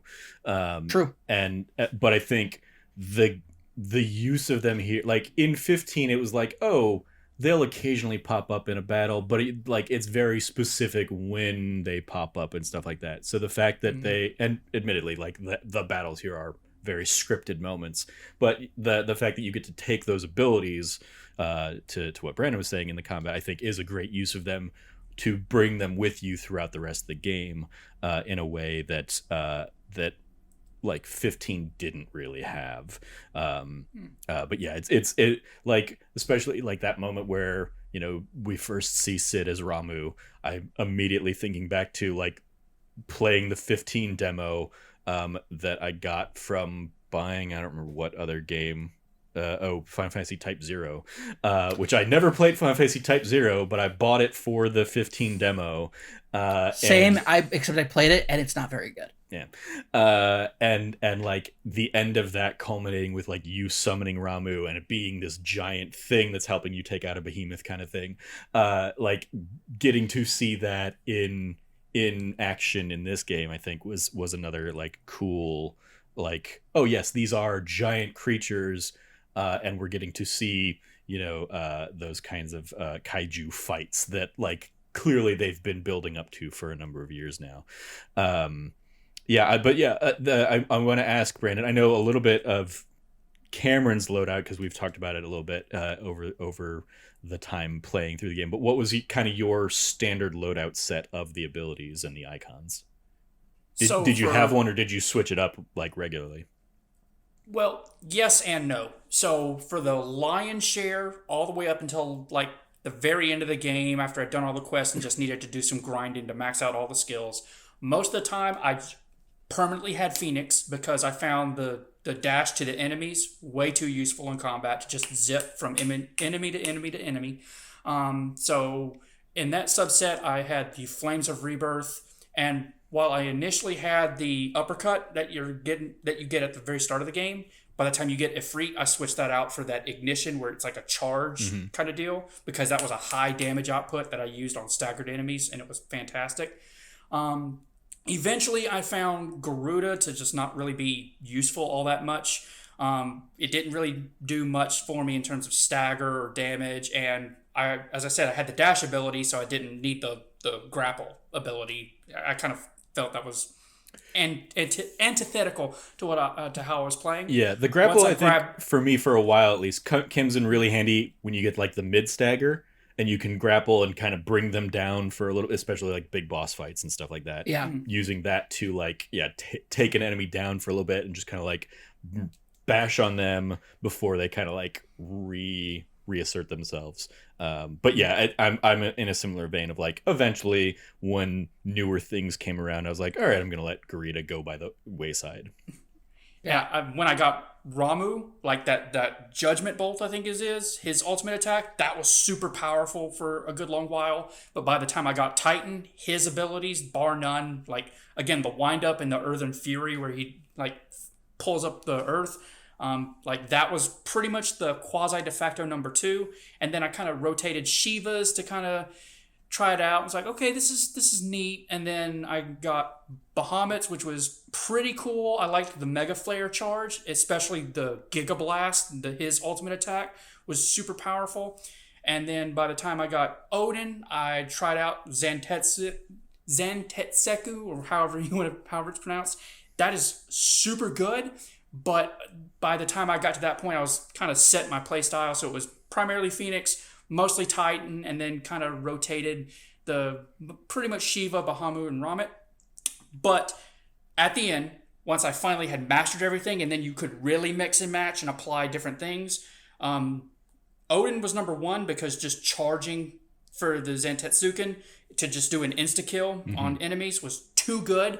But I put one of Titan's abilities and the Judgment Bolt from Ramu on him. For Phoenix, which was my number 2, I kept the Ignition and the Flames of Rebirth combination. And then number 3, I think I put Garuda back. I think because at that point I'm like, it kind of didn't matter because I didn't want to do Bahamut because for a charge purpose because I already was doing that for Zantetsuken. So I kind of put Garuda back in for nothing else but for the grapple, but I switched out Garuda's abilities for, I think, the other Titan ability I fell in love with and the Giga Flare, because Giga Flare with that huge beam that it is takes so long that my strategy is when I put somebody in stagger, I would just R2 square triangle, L2 R2 square triangle, and just kept doing that. So I built it in such a way to where the quick stuff would be first, and then it would be the more lengthy and the more lengthy and the more lengthy attacks. So that way, by the time stagger was done, your other stuff is recharged. Yeah, exactly. And then the stagger damage was going up to like 100,000, 150,000, 200,000 damage. So that's kind of how I built mine out by the end game. Yeah. But most of the time it was Phoenix, Titan, and a rotation. Yeah. Where'd you end up on your build, Cameron? So I have 3 main slots that I have. So for my 3 utility abilities, I go Bahamut because I like to start the fight off, especially if I hadn't fought that type of enemy before. I like to be able just to build up that charge gauge to then launch the Mega Flare at level 4, because then I just have like a circle around me that is just artillery fire just coming down, pelting enemies. Yeah. Yep. And then I go from that into basically I don't start using abilities until I hit stagger on enemies or on bosses, really. If I'm just with a bunch of enemies, I kind of play into this, but if I am just going to be killing mobs, like I know I'm just going to be fighting random creatures and mobs out there, I will have Odin equipped for abilities, or for utility to build up Zensuken. And then from there, I will usually have equipped, even if I don't have Odin equipped, I have on that 3rd slot, I have Will-O-Wisp, which is the Ifrit ability that you surround yourself with little balls of fire, because each one of those, especially at a higher level, will just continuously hit enemies. And even if so that's an ability I will actually use even if I'm not staggered, like I'm not fighting a 1-on-1 enemy, or they're not staggered yet. I will launch that because even regardless of whether they're staggered or not, that just continuously does damage around you while you're doing other things as well. And so it's just adding up, and it may only hit them for 50 damage, but when you have so many of them flying around and you're up in their face, you're just constantly doing damage. And if other enemies are around and they try to hit you, your Will-O-Wisp will actually take the blow and you'll take 0 damage and you won't be interrupted in your combos. Then I will launch into I'm trying to remember what it's called, but essentially the darkness, which is you go through and do like multi-slash attacks, and you can bounce from different enemies while you're doing it. If there's multiple enemies around. Arm of Darkness. No, that's Dancing Steel is Odin's like ultimate. Ultimate. This is not his ultimate. This is one of the other ones that you get. There's Rift Slip, Heaven's Cloud, and Gungnir. Heaven's Cloud. Heaven's Cloud, because you can bounce around to different enemies immediately, and it just charges up the Zen so it can gauge. If I am not fighting mobs, if I'm going into a boss fight, I'll actually swap out Odin's utility with Shiva's. Because using her utility as a dodge slip will freeze at even bosses will freeze up for a second, and that interrupts their combo chain and things like that and their different abilities. In my second slot, I have Titan. Titan's utility, I love the counter to Titan's counter. The Titan counters are awesome, especially when you upgrade it fully, and your the third fist does multi attacks to further stagger out enemies, which is great. And then I have Upheaval, which is his down smash, where if you upgrade it all the way, when you do when you charge it to its red point, or its critical point rather, you do a double slam fist and throw up giant pillars of stone, so it's circumference that surround you. So you do circumferential damage, and in that entire radius, and it just does a crazy amount of damage, and even hits aerial enemies. Also equipped in that, I tend to have Phoenix, the Rising Wing uppercut ability. I have that equipped there, and then on Bahamut's bar, I have his. I'm trying to remember what it is. It's Wings of Light. Let me find. Yeah, Wings of Light is his basic. Then there's Impulse, which I think is the spheres. Yeah, not Impulse. And then what's there's Flare Breath, Satellite, and Giga Flare. No, it is Impulse. Impulse is the one I'm thinking of. Yeah, Satellite is the one with the little orbs around you that fire when you do triangle attacks, magic attacks. No, Impulse is where you fire out just a bunch of basically flares at enemies, and it routinely hits them over and over and over again. So that helps build up that as well. And then also on that, I have Heat Rising, where it's the Heat Wave. Heat Wave. So Heat Wave is the attack where you can also use it to counter, but you then launch. It can do long range as well as close range, fire slashes. So that's usually what I go to. So I'll swap out Odin and Shiva depending on if I'm expecting mobs or if I'm expecting a boss fight or a bigger enemy fight. And if I'm fighting a bigger enemy, I basically always stay on Titan for utility because I love those. It helps. His Titan counters are a great way just to eat out giant chunks of the stagger bar. Mm-hmm. So for me, I don't use ultimates, by the way. Yeah, my loadout by the end and what I used for most of my time in Final Fantasy mode was Phoenix with the Rising Flames and the Scarlet Cyclone. Those were they did a good number of those were kind of the attacks I would do at any time. They work, best if they're both good for helping stagger enemies. So doing that, and they have a pretty quick recharge, so by the time an enemy is staggered, I can usually use them during the stagger window as well. Titan was in my second slot for similar to Cameron for that Titan block feature. So good. And then the moves I had on Titan were Diamond Dust, which did a crazy stagger, and I would usually start a fight against any boss with Diamond Dust, and except the I would say the mid bosses that are a boss and they have a boss health bar, but they're not the bosses. It would take those down to half stagger immediately. The bosses still did a pretty good chunk and got them pretty close to that half stagger part. So it was a good way to really knock out their will pretty quickly. And then I had Upheaval on them for another great stagger ability, and also a good ranged stagger ability or crowd control stuff.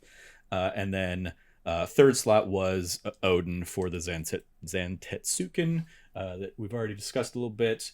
I kept the Odin Ultimate Rising Steel in there, Dancing Steel in there, because one use of that would usually get you up to at least level 3 of Zansetsuken.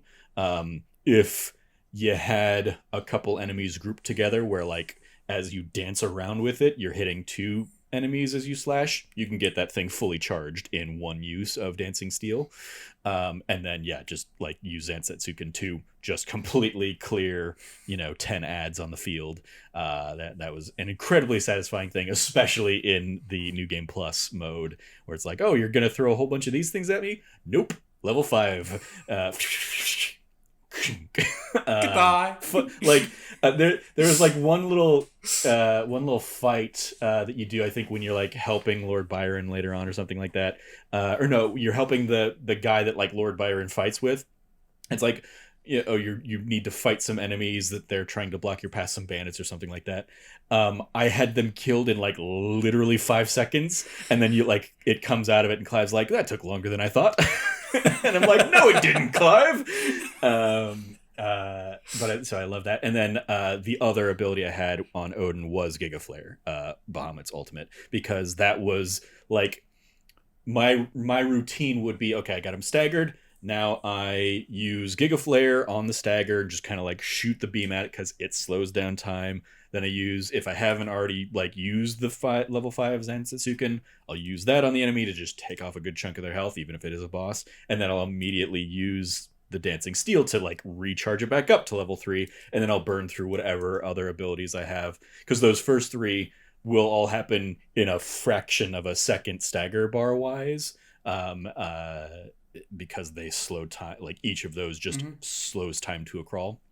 And then, yeah, just plowing through the rest of the abilities that were charged up, and then just kind of like cycle through that. I would usually take out a boss in 2 hits of a stagger, apart for like your Ultimas and your Barnabases and stuff like that. But like most of the bosses, it's like, and most like the hunts, it was like, okay, I got him to the second stagger bar. I'm probably going to be able to knock him out by the end of this run. So yeah. It was a good... And shout out to the Chronolith Trials for kind of teaching you and giving you the opportunity to learn those and pick up new strategies. So that was also a really nice touch. I barely touched those. I will say, those I did. I first tried doing the Phoenix one, and kept getting frustrated because in order to I kept getting to like the final thing, and then I would run out of time. And so I didn't like the way it was trying to get me to like do whatever like for that trial I needed to do.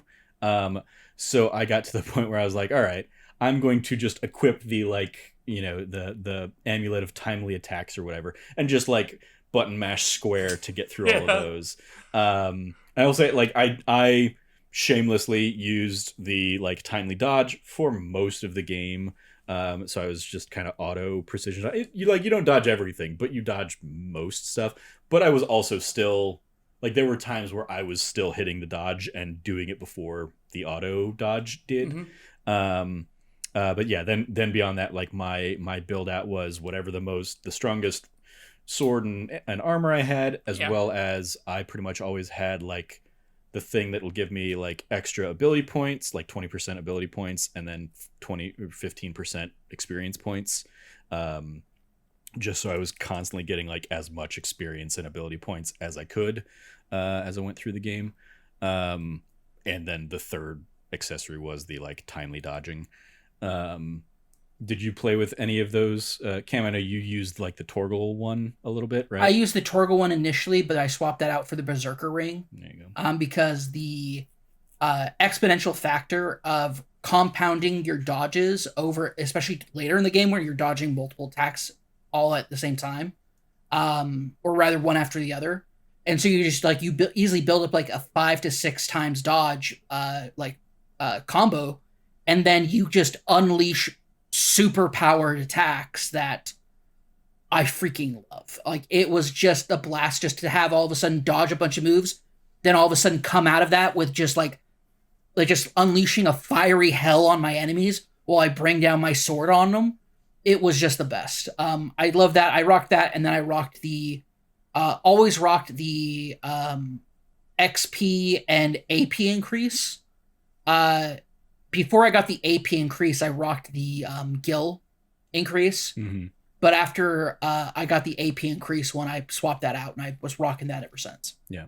How about you, Brandon? What was your like accessory loadout, I guess? So in terms of the equipment, I did the same as you. Best sword, belt, and bracer. Talking to Blackthorn to craft or upgrade or reinforce is what they call it. So that top line, pretty much the same. Felt it kind of weird how some of the best designed swords were not some of the strongest. I digress. As far as accessories, because of the demo, I kind of tried those out for the prologue and found a majority of them I actually didn't vibe with. I felt they were too restrictive, but I did wind up relying on the timely one that slows down time and lets you hit R1, not the one that will auto dodge for you, but the one that gives you the opportunity. So I did like that one because to me it felt like it added a decent mechanic. And I don't know if either of you have seen it, but Gerard the Completionist just put out his video, I think yesterday. And what he said when he was using it actually happened to me. It's like I started, much like how you said, Trevor, like by the time you're getting to the end of the game, you're starting to pick up those visual cues. So there was a good amount of times where I was able to hit it, even though I still had the accessory equipped. So I think it does a really good job of teaching you how to dodge and, to really pay attention to the enemies. But I did leave it equipped for the duration of my playthrough.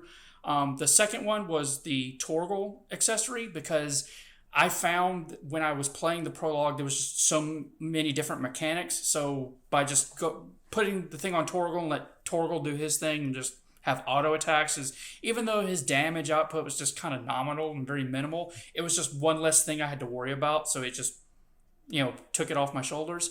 And then I think initially I put on whichever ones was like increased attack or increased defense, whatever that was, until I got the one that gave me Gil, because I went with that over the experience or the ability points because I was taking a look at the trophies. And at the time, there's a specific trophy about obtaining all the curiosities. Mm-hmm. And you thought you were going to have to buy all those? I thought I was going to have to buy all of the music tracks, which again, we need to touch on music here in a bit.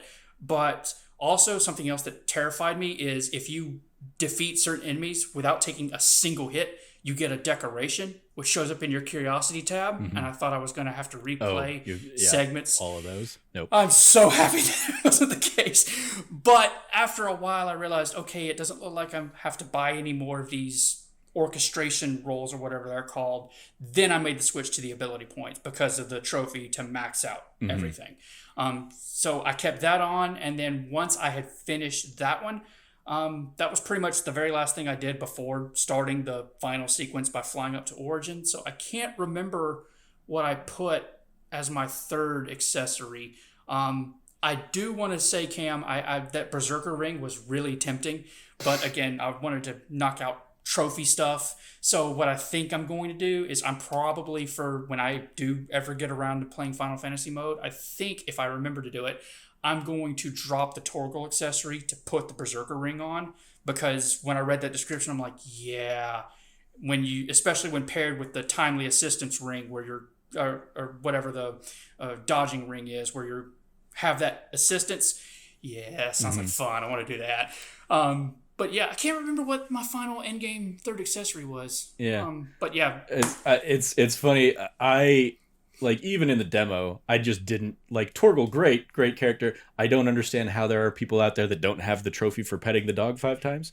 I did that immediately. Exactly. How do you not have that? Exactly. I'm like, who does not have this trophy? What monsters are just actively not petting Torgal? You disgusting heathens. But apart from that, like, I never worried about Torgal in combat, except for to get one of the trophies that was like, all right, do like 5 perfect 6 or something like that. And other than that, I just let Torgal do whatever Torgal was doing, because he'll still attack and he'll still heal. It just doesn't happen as frequently or on command kind of thing. And yeah, for me, I had done a similar thing of like, all right, I'm looking at the trophies enough to know, like, is there anything missable? What do I need to know? And knowing that one of them was for maxing out every ability, I was like, all right, well, then I'm going to try and get as many ability points as I can. And it took me until like halfway through my Final Fantasy run to get the like, all right, I've maxed out all of the abilities, and that's even with, because in Final Fantasy mode, all of your gear carries over, but because the enemies continue to get harder, you basically start collecting new versions of the gear, or start like you'll get new upgrade materials that you'll use to upgrade a newer, like a reforged version of a weapon or a piece of armor or something like that. So you'll still get like the, satisfaction of like ticking things up and getting higher and higher, like attack bonuses and stuff like that. But yeah, even there, it was a good halfway through the game before I finally had and with the accessories, sorry, that was where I wanted to go with that anyway in the first place. Like you buy the accessories in the regular game of like, okay, this will give you a 20% boost on ability points. When you buy a second one in New Game Plus and take those two to Blackthorn, he'll forge them together to give you basically a thing that gives you 40% ability points, Nice. or 30% experience or 30% gil, or what, like it basically doubles the effectiveness of the accessory from the first playthrough. And so yeah, the Berserker is another one that like is really good stuff. I think also by the end I was using the Genji glove that just gives you a flat like That's what it was. 5% boost on attack. That's what I was using. There you go. Yeah. So yeah, those are great, especially in New Game Plus, where yeah, you can basically just, once you get the second one, just double the effectiveness of them. Definitely a ton of fun. I was surprised, other side questy things, how late into the game the hunts came into being, especially like from what they'd shown beforehand and stuff like that. Like I was like, oh, you're gonna, like the Moogle in the original Sid's Hideaway, you're gonna be able to get the hunt board there. And so the fact that like the hunt board doesn't come around until after the second time jump, I was like, oh, okay. And the thing that I chuckled on, especially the second time through, is that they just took the hunt idea from Final Fantasy 12, including the fact that like they used the Mandragora as the icon for it, but that's not one of the hunts at all in this. Nope. I was like, we never hunt for the thing that the hunt icon is like based on. What the hell? So that was a weird little, like, it was like, that is a weird little thing I missed. And also I missed, and I talked to you about this, Cameron, I missed that there isn't a Biggs and a Wedge in this game. Yep. You mentioned that multiple times, that you missed a Biggs and Wedge. They're just such a staple for me, especially, going back to Final Fantasy VI being my favorite, where they're two of the first characters you meet. I've just loved, and the fact, of course, that they're like a Star Wars reference. I love, when they pop up in every other entry, and the fact that they didn't seems like a personal attack on me. So boo to that. But yeah, shout out to the only, I think, as somebody who used the timely dodge the entire time, pretty much, I was saddened that like that had to take up one of my accessory slots in order to use that. I would have preferred if that had been like a, accessibility option in the options menu or something like that, so I could still explore and play around with a full suite of accessories. But whatever, I made do with the couple I had. I didn't need to like really dive into, like there were a ton I would get, and I'm like, I'm never going to use that. Namely, like all of the ability centric ones. I was like, I don't like, that's not a valuable enough boost for me to give up one of those very few accessory slots. So even if you're going to cut this, the recharge time down by X number of seconds, I'll just deal with those extra seconds, so I can keep my, timely dodge or whatever. But yeah, any favorite hunts that anybody had of the wild hunts? I had a lot of them that I really enjoyed, but I think my favorite ones were like the real tougher ones. I really found myself really enjoying the ones that really like it. I felt like I was on the edge of my seat the entire time. Whether it's the King Behemoth, especially if you just stumbled into them, right? Yep. I love that. The Fire Dragon, that it's like level 50 that you unlock at like level 30. Yeah. I hate that dragon so much. Svarog. When I got into the, like, I think it was like level 42 or 43 when I took him on finally, and just I loved every aspect of that fight. The mechanics of it, of his abilities, his combos. I was a big fan of fighting like dragons and drakes in this game. Really enjoyed fighting them. But I think like tip of the hat definitely has to go to the prison behemoth that you fight, or is that a coral? Ash. It was a side quest. It's not a hunt, but Yeah. That's a good point. Let me rephrase that. I will go ahead and give because it pops up with a hunt rank when you go up against him, but it doesn't unlock unless you do the side quest. You're right. The one in the prison. Yeah, the one in the prison. It pops up with an S rank. Oh, okay.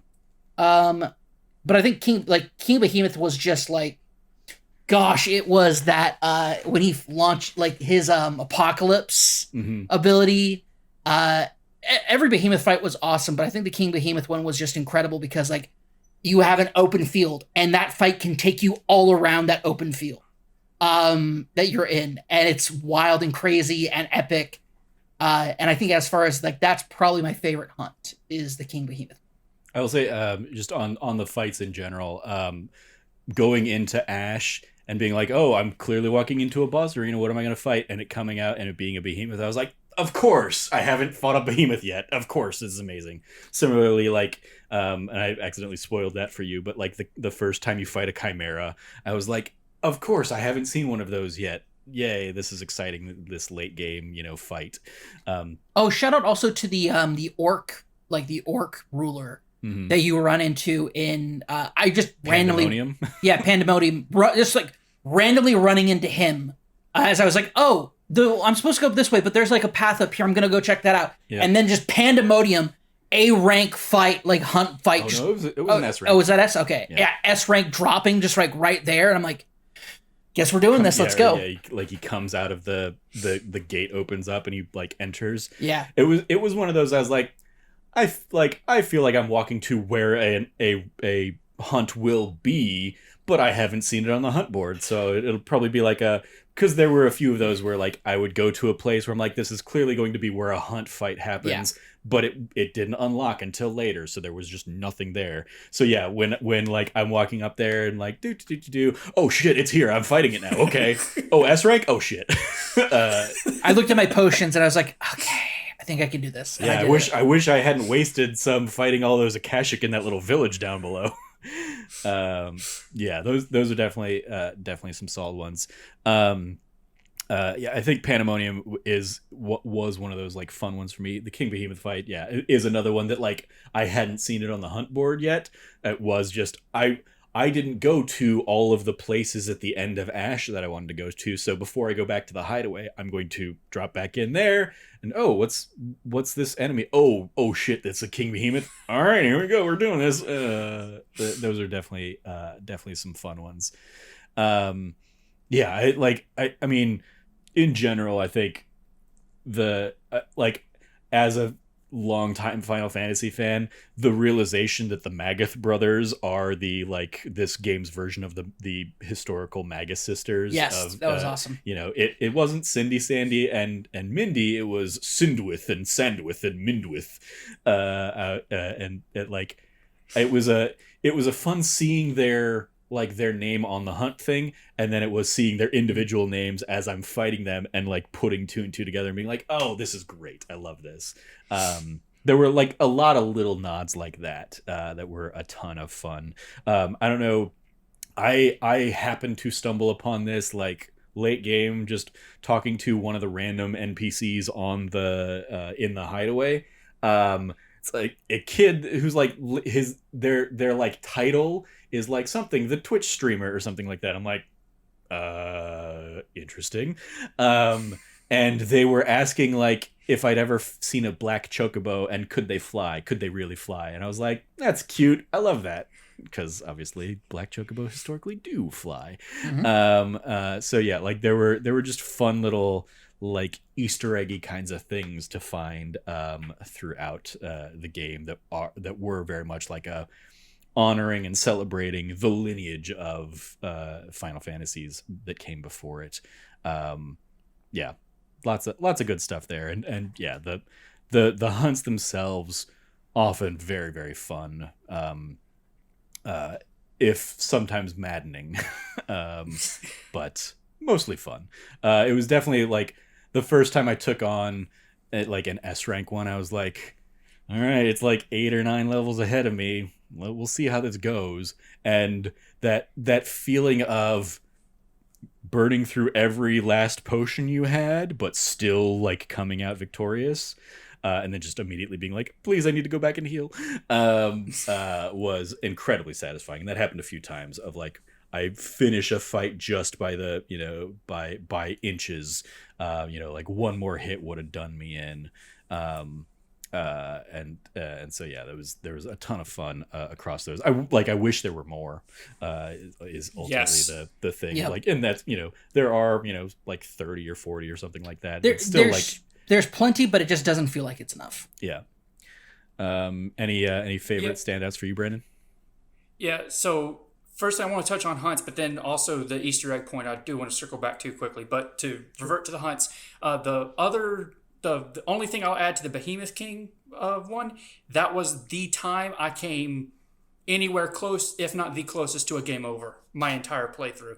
I wasn't topped off at full health, but I can't remember what the attack was. I can't remember what happened, but then I just happened to look at the top left of my screen and I had 6 health points. 6. I went, shit! Trying to get the high potion to pop. But that was the closest, so that one really sticks out to me. Pandemonium, another good call. But for me, my 2 favorites, the first S rank I fought was the giant white iron golem that you fight in that abandoned village. Looks like X-Death from Final Fantasy V is what I got the vibes from. Yep. And that was my first S rank that I fought, so that's why it sticks out. But the other one that I remember is, I forget what the full ornate title was, but it's the Dragoon you fight right outside the Sanbreque gates.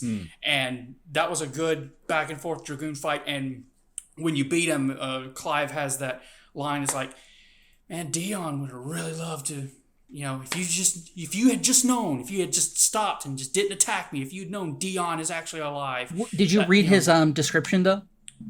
I did, but I can't remember what it said. Specifically says he's mad. He's gone crazy. Yeah. He's gone insane. He's attacking every person he finds, claiming that they're Sid the Outlaw. So yeah. There was no coming back for that guy. That guy's not just like, you're Sid the Outlaw. It's like, he's been accusing and killing people who he claims they're Sid the Outlaw. And so he's like killed Sid the Outlaw a lot. Knight of the Splendid Heart, I believe, is the one you guys are referring to. Yeah, Knight of the Splendid Heart. He's been killing and innocent, like just men, women, like anybody he comes across, he is killing and claiming they're Sid. So he's clearly off his rocker. So it's like, yeah, Dion would have really been happy for you to survive. Maybe not to find out what you've been doing. So, which makes me think, if he was thinking everyone was Sid the Outlaw and Dion showed up, would he claim to be Sid the Outlaw? Yeah, he probably would. Yeah, he's mad. All that I just wanted to jump in. So like, I was extremely dreading going into a hunt, and then we'll come back to Easter egg stuff. But in Final Fantasy mode, the S rank against Atlas, I was like, oh god, this is going to just wreck me. Atlas was a fun one. And he was probably a good like 15 levels ahead of me, even in the New Game Plus. But at that point, I'm like, I feel good about the abilities and like the rigmarole I have. I was able to take him out and got like 7.6 million experience points from taking out him. And like even in New Game Plus, like that took me up 2 levels. I think the most I got from like a King Behemoth fight was like 15.8 million experience points or something. Like it's absurd the amount of experience those things are dropping in the New Game Plus Final Fantasy mode, just because like they still need to mean something. Like I ended New Game Plus at level 95, and that was having done everything both times through the game, basically. So yeah, it like they definitely make you work for those levels in the New Game Plus and towards the higher end of things. But yeah, just the like seeing just how insanely absurd some of those things were, of like, oh God, like look at how big that number is. In those fights, did you have the accessory to boost your experience for those? Yeah.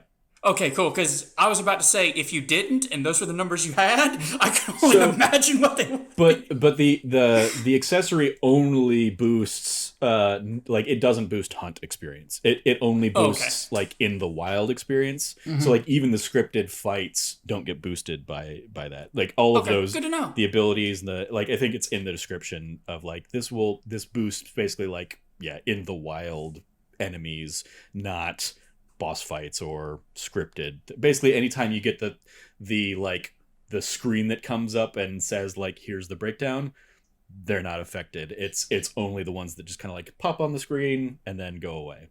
But it's still like a good boost to have on all of the just out in the world fights you're gonna have over the course of the game. Good to know. Back to Easter eggs. What did you want to shout out on the Easter egg front there, Brandon? So 2, and admittedly, they are the most front-facing. It's like kind of hard to miss, but the 2 I really appreciate is the first is the scarecrows being Vivi. Mm-hmm. I got Black a kick out of. Yeah, that's like I like people are like, oh, it's Vivi. I'm like, it's just the black. They are just black mages. Vivi is designed after a black mage look, but yes, I'd like to. My headcanon is I like to think it's molded as Vivi because Vivi has the tragic story of that he's destined to die. Till he kind of doesn't, but I digress. Different game. But still, those scarecrows I thought was a nice touch. And of course, the giant in-your-face airship model that middle shows Clive, and that's actually the model of, I think, Final Fantasy I think it is. Final Fantasy IV. It's the Final Fantasy IV airship, I believe, like the Red Baron airship. It was one of the early ones, but I'm like, yeah, I like that reference. It was nice. Yeah. But those little things, and as you say, Trevor, it's like kind of sprinkled all throughout all the homages and love. I mean, like, here and there. The Enterprise itself was your ship in the very first game. That I think turns into the flying airship, which I think the airship model is supposed to be basically like a modern interpretation of that first game's airship, because I don't think in Final Fantasy IV, I only played it, a month or two ago, but I don't think they had like the spinning propellers up the thing. But yeah, it's definitely a nod to airships past, of course. Also, another thing, I think it's real dumb that Mid threw the engines into the rift. Sure, super dumb. I agree. Kinda I understand her reasoning, but I get it. I get it. Yeah, I get it. I understand why. Just think it's real dumb. It is very much like nothing about that world has proven to her that mankind can be responsible with. Oh, absolutely not. Let me rephrase. Let me also put it out there. I think she's right. Yeah. I just don't like that. I just think but that's just like that's the old codger in me that's like, that's a waste of resources. Mm-hmm. That's a waste of resources and money and ingenuity and technology, man. Yeah. Real quick, just to touch on it, in particular, because I'm thinking of how cool it is when Odin slashes the sea. Oh, so fucking and you cool. have the fight down there with Barnabas. That is like the game's real unwinnable fight. What did you guys think of that encounter in particular? I loved it. I enjoyed it. Granted, because I'm such a 10 shill, like that splitting reminds me of that late game scene in 10, where it like starts to then close in and rush, and I'm screaming at Clive and Jill, now's the time to run. Mm-hmm. Run. Why are you not running? You need to move. But I also liked the once it hits the splash screen and it goes Clive bested and it goes no da da da da. Which, by the way, that it needed more of. Like I love that the choir. I was surprised they didn't hit that for every major story beat. Only some of them, which was odd, but still, like I got a kick. It also reminded me of the fake game over screen in Ragnarok when Thor and Kratos fight near the beginning. I'm like, I like that. I like it when they do. It's a nice touch. Mm-hmm. So I really enjoyed it. Yeah, for me it was having played many a Final Fantasy and knowing that like it's often a staple of like, yeah, there's no way you can win this fight. I appreciated this that they made it obvious in that like no matter what you're doing, you're not able to press the attack enough. And you've done that whole press the attack mechanic enough times. I think that's the only time I ever didn't succeed in like squashing the attack was in that one. And like despite unleashing everything on him, taking it only down to half by the time it's like, all right, you're going to die in 5, 4, 3, 2. I was like, okay, I don't have to stress about this. This is obviously, they're presenting it in a way that makes it very clear to me there's nothing I could have done that would have gotten me around this. So that by the time it rolls around in New Game Plus, I'm like, go ahead, just do what you're going to do, man. Just do it. I'm not even going to try and press the attack. Just finish me. Just finish me, Barnabas. What do you do? Yeah. A ton of fun there. We talked a little bit about the where we started to talk down the path of the villain. So I want to circle back to them if there was anything to add, re Kupka or Barnabas or Ultima itself. Ultima was a cool concept. And I like, don't get me wrong, I'm always willing to fight God. Fighting God is always a great way to like make that like end fight epic and cool. And I dug that. Ultima is the lamest God. He's super lame. Gotta agree. His machinations barely make any sense.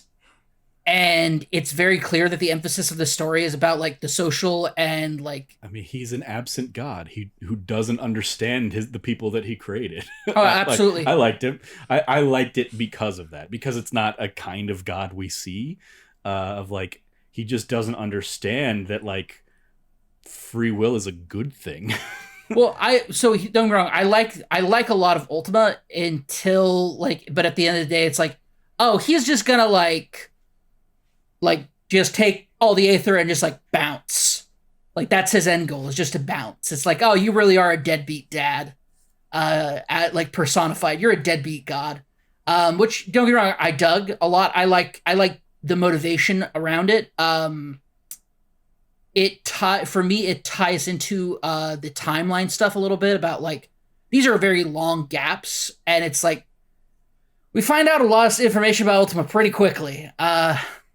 So that being like, but all that being said, I think that there is a lot of the real best thing about the villains is, one, I really like Kupka, and I was really digging him as a character when he's introduced. I like how his character became more and more unhinged.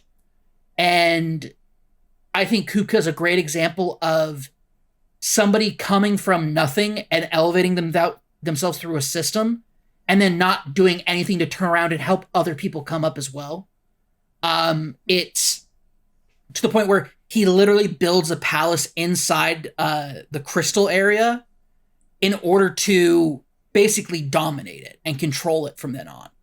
And it's really brilliant in a lot of ways, the way there's very real examples of that, of people coming up from nothing rather than giving back and helping elevate others. He does nothing to help other people. It's all about himself. He's so unbelievably selfish. Yeah. In his greed and his understandable but erroneous fixation on his own self-importance.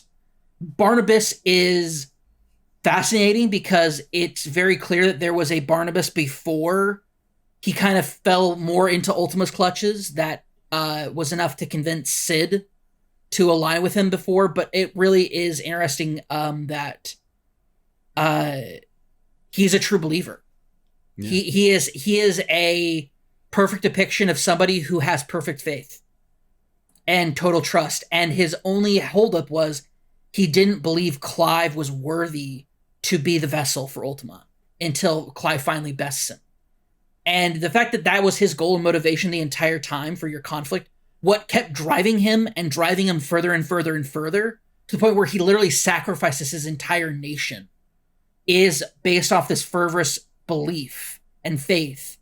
And it's fascinating because I did not expect that out of this character that he was supposed to be. It was such a radical left turn for me when he first mentions Mythos. When he mentions Mythos for the first time in a cutscene after you beat Kupka, and you kind of start seeing these other pieces fall into place, and it's like, how far down does this guy go in the rabbit hole? And it's like, he never saw himself as anything. It's the inverse of Kupka, in that he felt like he believed himself to be a servant so much that he literally felt no regret or no guilt over sacrificing his entire nation for the sake of Ultima to build his Akashic army. And it's such a fascinating dichotomy of this character. And the only thing I wish we had more of is just more opportunities to see things from the Waludian perspective. And I think a massive miss of this game is emptying out that continent, making it a massive empty areas, empty villages. You never get to really see Waludian culture in the way that you get to see like Sambrek and I almost said Dalmascan, but it's Dalmekian. Like, you get to see all these different ones. The only ones you really don't get to see a deeper look into is like the continent of Ash's cultures, especially when we know that that a lot of like orcs and a lot of other beastmen tribes are found on Ash. Yeah, I mean, it's like both of you kind of have touched on that, being like, you didn't like that like everybody was gone by the time you get to Ash. I loved it because I do think you get hints you get enough of they were a warfaring culture from everything, from especially like doing the side quests of, okay, yeah, they had a prison that was just exploiting bears and feeding bears to bigger and bigger beasts, and you have the orphanage place that you go to that was just being corrupt, and the darkness of somebody realizing that it was their own son that they had or daughter that they had just like punished and whatnot. They use those bears as a tool in a way that like Sam Breck sort of does, but it was like to a parasitic degree, I think. And I loved it as the change of pace as well, of like or kind of as a parallel, I guess, to between Clive and Barnabas, of like, because again, by this point, like, to the common person, every crystal that like Clive and company have destroyed has made life worse. Yeah, it's true. To the end point being like, they don't know that Ultima has cast this, thing in the sky that has just turned the sky dark and cloudy and everything, and like they just think that happened right after the last crystal fell. What the hell? Like, why are these people continuing to terrorize? They've taken out all of the governments, like any seat of power is gone, and the ether floods are rising up, and like you have towns on the main continent that are just being completely decimated and turned Akashic, like going back to some of those places in like Rosaria and stuff like that, and just being like walking to a town and being like, oh, everything's blue here now, and yeah, Akashic miners are attacking me and Akashic farmers are attacking me. It's like, well, sucks for those people that I probably did a side quest for 30 hours ago. Whoops. Yeah. I liked it as a parallel that like, oh, the same shit was going down over there in Ash, and you just were too late to prevent any of it. So like it was lost. It was a lost cause by the time you even get there. I like the like eeriness and the desolate nature that it like leaves you, and that Joshua and Clive kind of comment on as they progress through, and they're like, are you concerned we haven't seen another living thing? Like, yes, I absolutely am concerned that we haven't seen another living thing, Clive, but in the best of ways am I concerned about that. So that really worked for me. In a way, it sounds like it didn't click for you guys. I think narratively it's super cool. I concur. I just wanted more, I guess. Okay. I don't think there's anything wrong with any of it. I think that it's narratively, it's a good point. I'm like, am I glad that I don't have to do like 30 side quests on Ash? Sure, I guess. there are just certain things about that culture, the way that they more militarized their bearers. Like their bearers were more centralized as a resource rather than treated as like chattel slavery, like they were in Sanbreque. The differences of it, like both terrible in very specific ways. But I just wish we had gotten to see more of that rather than just read about it. Because that's all you really do. You just read about it. And you don't get to see it. I think like there's no Chloe quest in Ash. And I think that's like I like that. God forbid, Cameron, you not like reading the lore of the world. Well, you know. Yeah, no, I liked going into that town that had like the book dude there that was like a friend of The Undying. Yeah, the whole Undying thing. No, not the cult village. I'm talking about the book one you do for for Vivian. For Vivian, yeah. And you unlock, and it turns out there's a secret another secret society. Yeah, another secret society, which honestly, the Undying didn't do this is also a fun thing, is that like for 13 years, the Undying, despite their vast network, never pieced together that Clive was alive still. But it makes sense. Oh no, it totally makes sense. I love that though. I love that you have like these secrets. Their mission their mission was to protect Joshua. Oh yeah, no. And they were doing that from day one of those 13 years. Oh yeah, for sure. For sure. I'm not complaining about that. I just think that it's interesting that there are these all vast different. Also, he was anonymized when they stripped him of his name and everything and sent him to the front lines. Yeah. And you know for a fact that his mom did everything she could to like she publicly declared him dead. Yeah, he's Wyvern. Yeah, he's Wyvern now. She this like one of the things that makes her like the absolute worst is she literally, the only people that know that it's her son are like her and the captain that were there. To anyone else, he's just another bearer that they're branding. Which is crazy. It's just so crazy that the thing that he was blessed with, which is he was blessed with the gift of the Phoenix to protect Joshua, and it's now being used to make him a bearer. And which is it's such cool. They do such great jobs with all of this stuff. And, yeah, there's one line where Clive talks about like what it was like being a bearer and like how he drank like gutter water and stuff like that. I'm not gonna lie. I would have liked to have seen some of that. Show me my bimbo or my himbo suffering. I will say on the broader like spectrum of just like the idea of bearers and obviously the slave nature of them, like it was interesting because you get like introduced to the first bearer you see in the prologue there, and it's clearly like, oh, like you shouldn't be talking to them, but obviously in Rosaria and under Elwyn, the people were more accepting, and I like that comes full circle, like when you learn that like his last will and testament was basically for Joshua and Clive to try and continue like a push for bearer rights and stuff like that. And also I loved how he was like, we had to figure out, you get the impression that he thinks, okay, we need to get the crystal, Drake's breath. We need to get Drake's breath in order to in order to get crystals to save ourselves. And you think, okay, that's the end of this line. And then it's like, that was a short stop to a much larger, grandiose plan, which was to create a university to research ways to live without crystals and without bearer powers. Mm-hmm. And it's like, whoa, Elwyn was just like, the fact that Elwyn turned out to be like a secretly super progressive person is insane and crazy. And I love it. I love that it turns out Elwyn was like the guy before Sid was the guy. Yeah. But in other kind of like the politics of the bears and stuff like that, I love that like one of the like other early introductions to the idea of bearers is, again, going back to like Martha's Rest, and like you just overhearing a conversation of a mother so elated that she can just hand off the bearer child that she has just like brought into this world and just be done with it.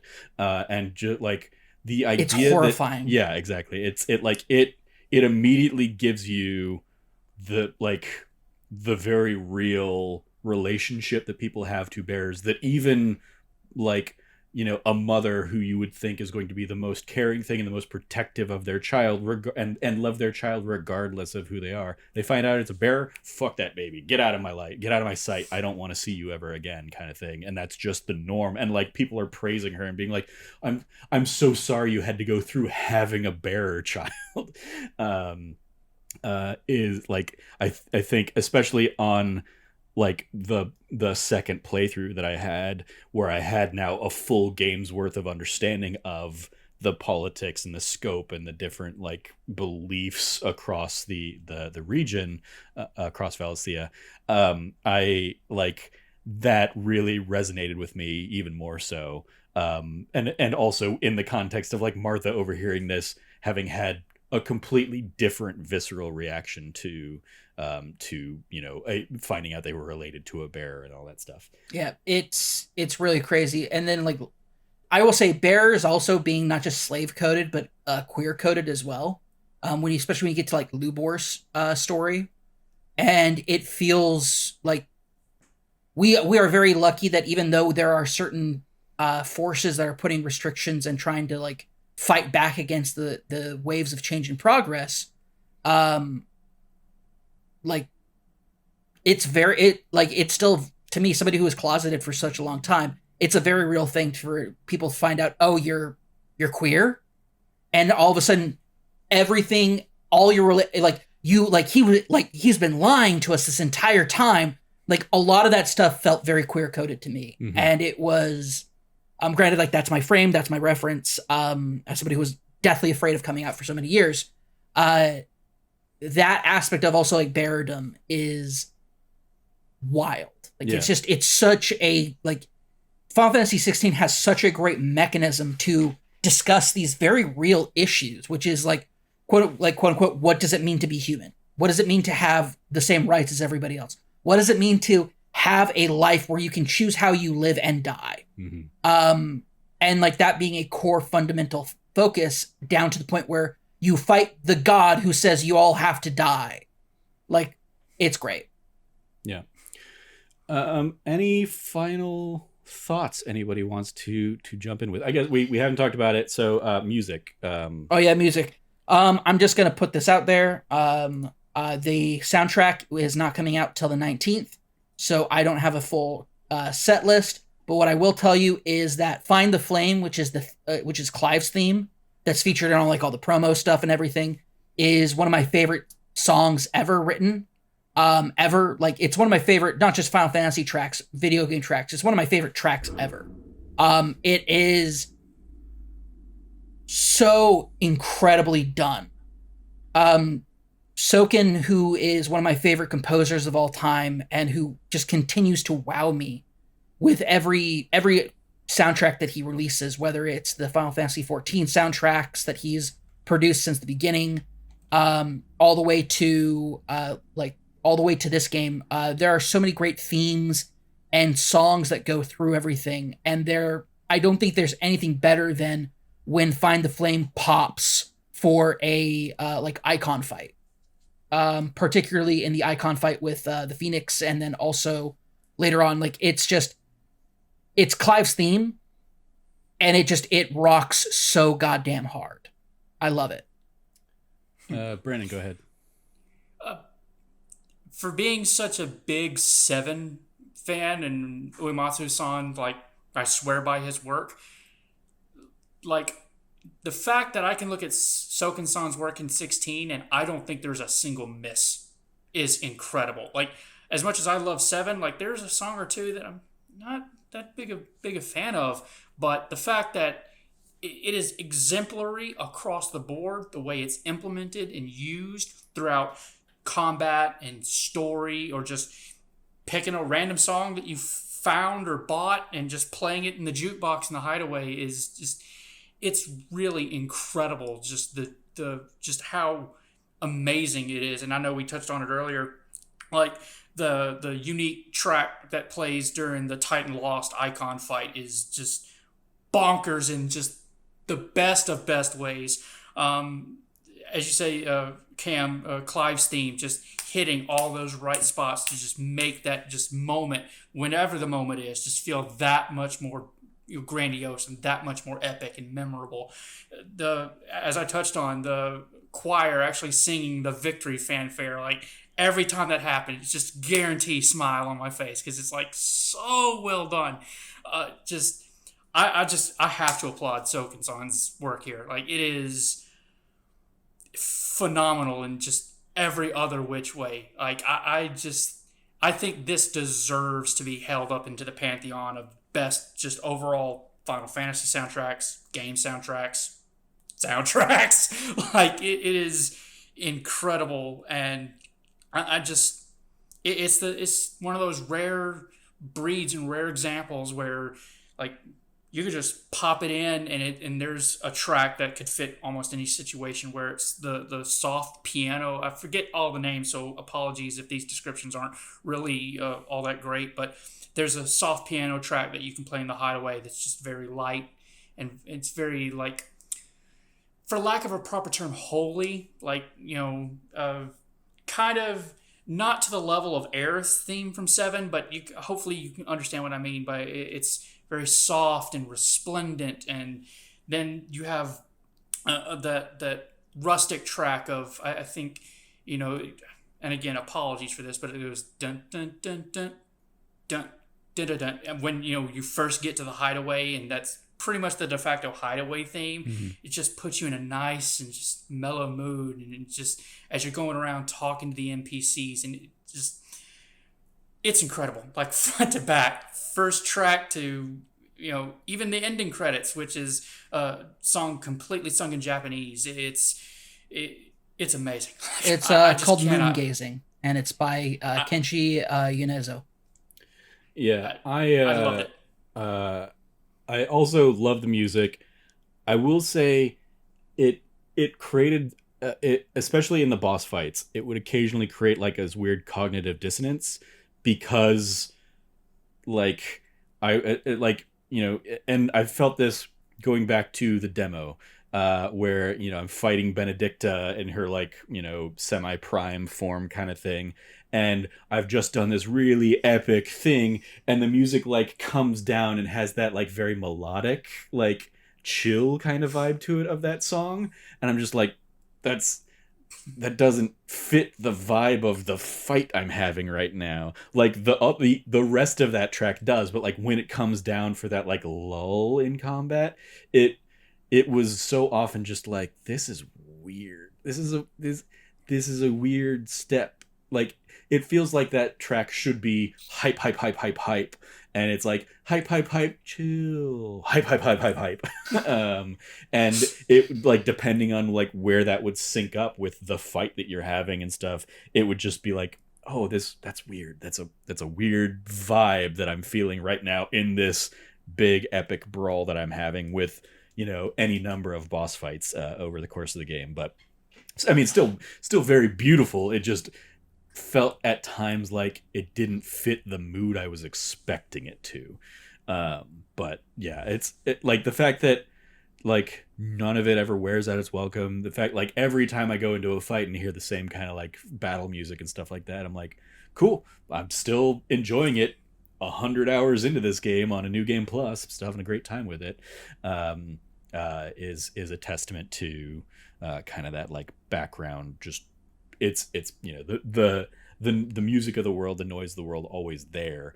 I will say on that, I always hated when I would do like a conversation in a cutscene near a chocobo, because the chocobo works they would pop in randomly, and I'd just be like, am I hearing something? Is that like Cameron knows we've had our smoke detectors the last couple of days.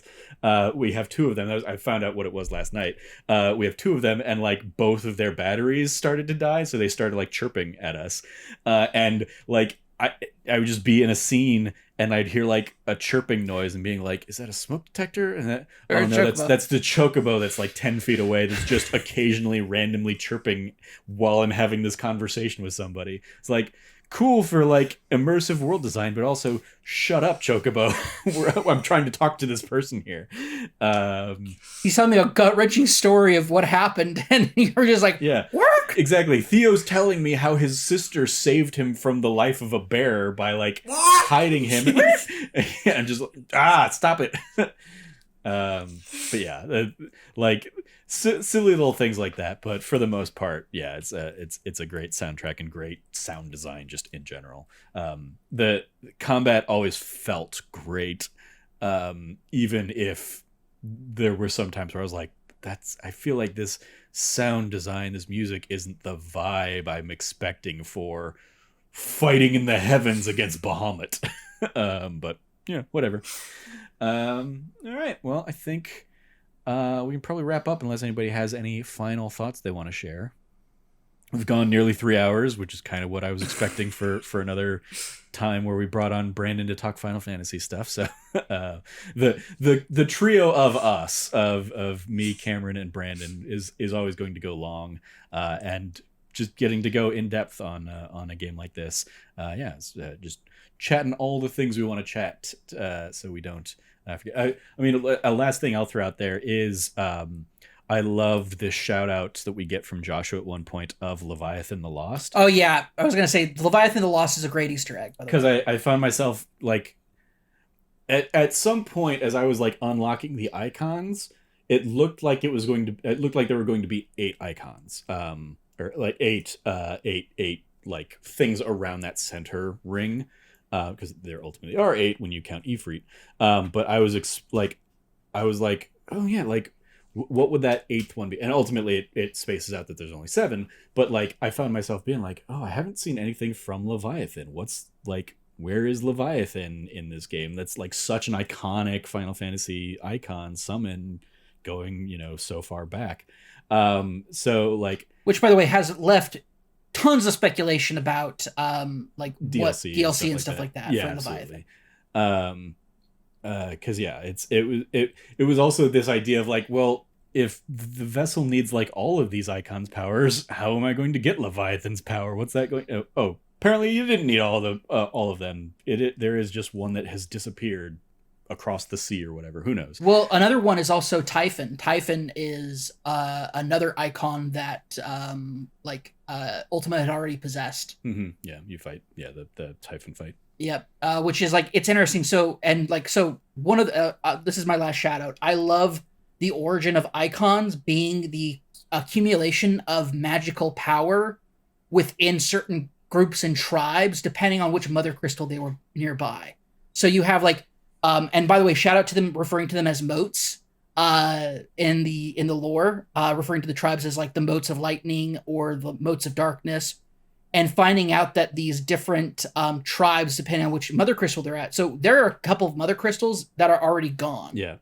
Three that had been destroyed. 3 that are gone before we start, and like the most notable, which being like the final sin, where it's just that like cavern in Dhalmekia where just waterfalls in a perfect circle. Yep. So there's tons of missing ones that you can kind of directly correlate to different ones, and so I believe one of those would probably have been Leviathan. We know one is Shiva's original one because it's the one that was in the north that died. And then the North started encouraging on the South. So I'm really curious, like, which one is Leviathan? Like, I haven't gone through and pieced this together just yet, but I love this sort of speculation on the world and how there are missing icons. But Leviathan the Lost is a special shout out that Joshua gives, and it's like, aha! And it's like, was that cut after the art was already done? Probably. But who's to say? Or maybe it was just always the idea that like there would be hints about that. Yeah, hints of larger or more. Yeah, because I think I need to go and check, but I think in the collector's edition I think one of the things is that like tapestry, so we can take a closer look at the thing. Excellent. I remember like even seeing that image for the first time in the like under Phoenix Gate kind of thing, being like, that sure looks like what you get if you combine Ifrit and Phoenix. And so like when we get to Twinside eventually, and it's like, yep, that's exactly what that was, is Ifrit plus Phoenix. I was like, neat. Yeah, for me, I didn't to me it looked like Yeah, no, it looked like a liquid flame version of Ifrit is what I thought it looked like. So, when I first saw it, I was like, I was like, who's that supposed to be? And then I look in the like the bestiary, and it turns out it's like these things are like pawns of Ultima's thralls. That's what it is. Yeah. And I'm like, oh, that must be Ultima or Ultimacia. And turns out you fight both. Mm-hmm. So yeah. Shout out also to like the different phases that a lot of fights ended up taking. Just really good staggering different phases in massive boss fights. I will say, going back to the ending, I liked the thematic aspect of the final Ultima fight, where they start using like the icon's abilities against you, and it's like, oh yeah, no.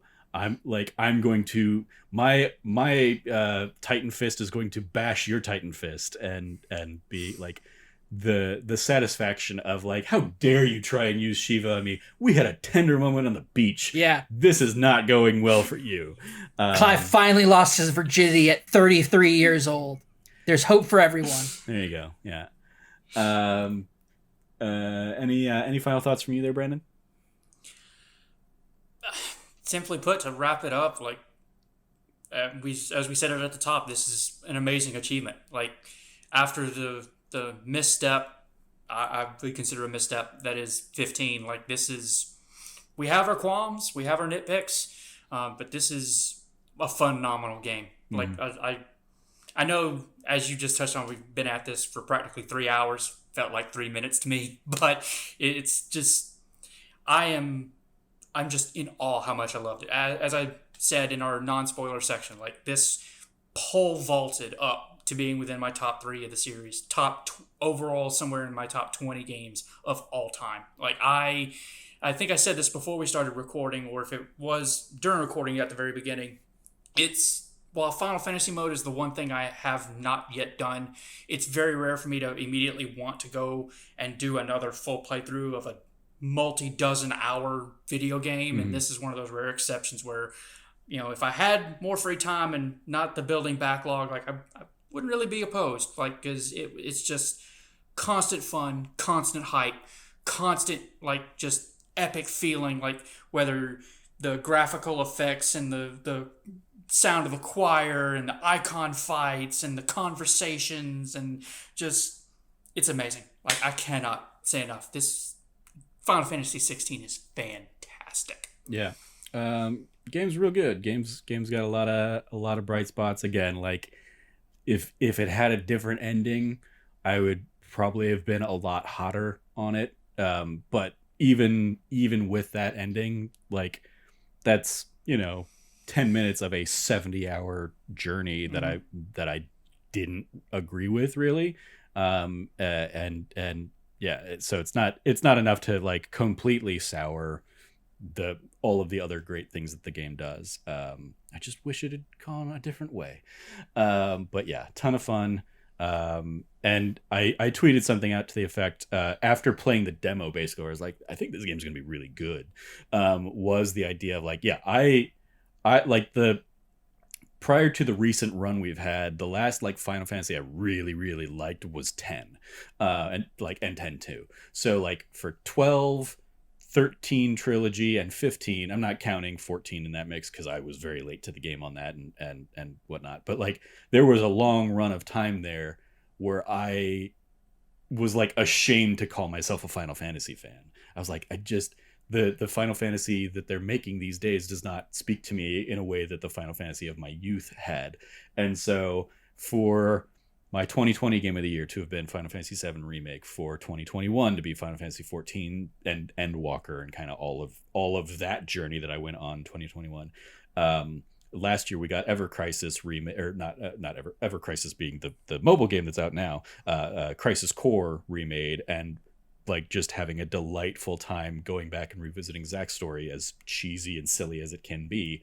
The fact that this year, again, this is like my front runner for game of the year at the moment, and then Final Fantasy VII Rebirth coming right on its heels next year in 2024. It's cannot wait. There's a 5-year span where we've gotten a great Final Fantasy game every year. or potentially great Final Fantasy game every year. I could not be happier as the person who was, out there singing from the rooftops and being like the Final Fantasy VI fanboy, and being like, but it's like, yeah, I get that Final Fantasy VII is what everybody like really, really loves, but like this one's so good too. And Brandon's an idiot. Yeah. Hey! And so is Cameron if he loves Final Fantasy VIII. I'm fine with the world being wrong. There you go. What's the other one that you really, really hate? Not Final Fantasy wise. I forget Wind Waker. That's it. Yeah, that's because Wind Waker. Wind Waker's the worst. Wind Waker continues to this day looking like some half-hearted abortion of a Zelda game. All right, Cameron. And you call the world wrong. But yeah, Final Fantasy 16, great stuff. Lots of great fun, and it has been a joy sitting down and discussing it with the two of you. So I think that is going to wrap up this episode.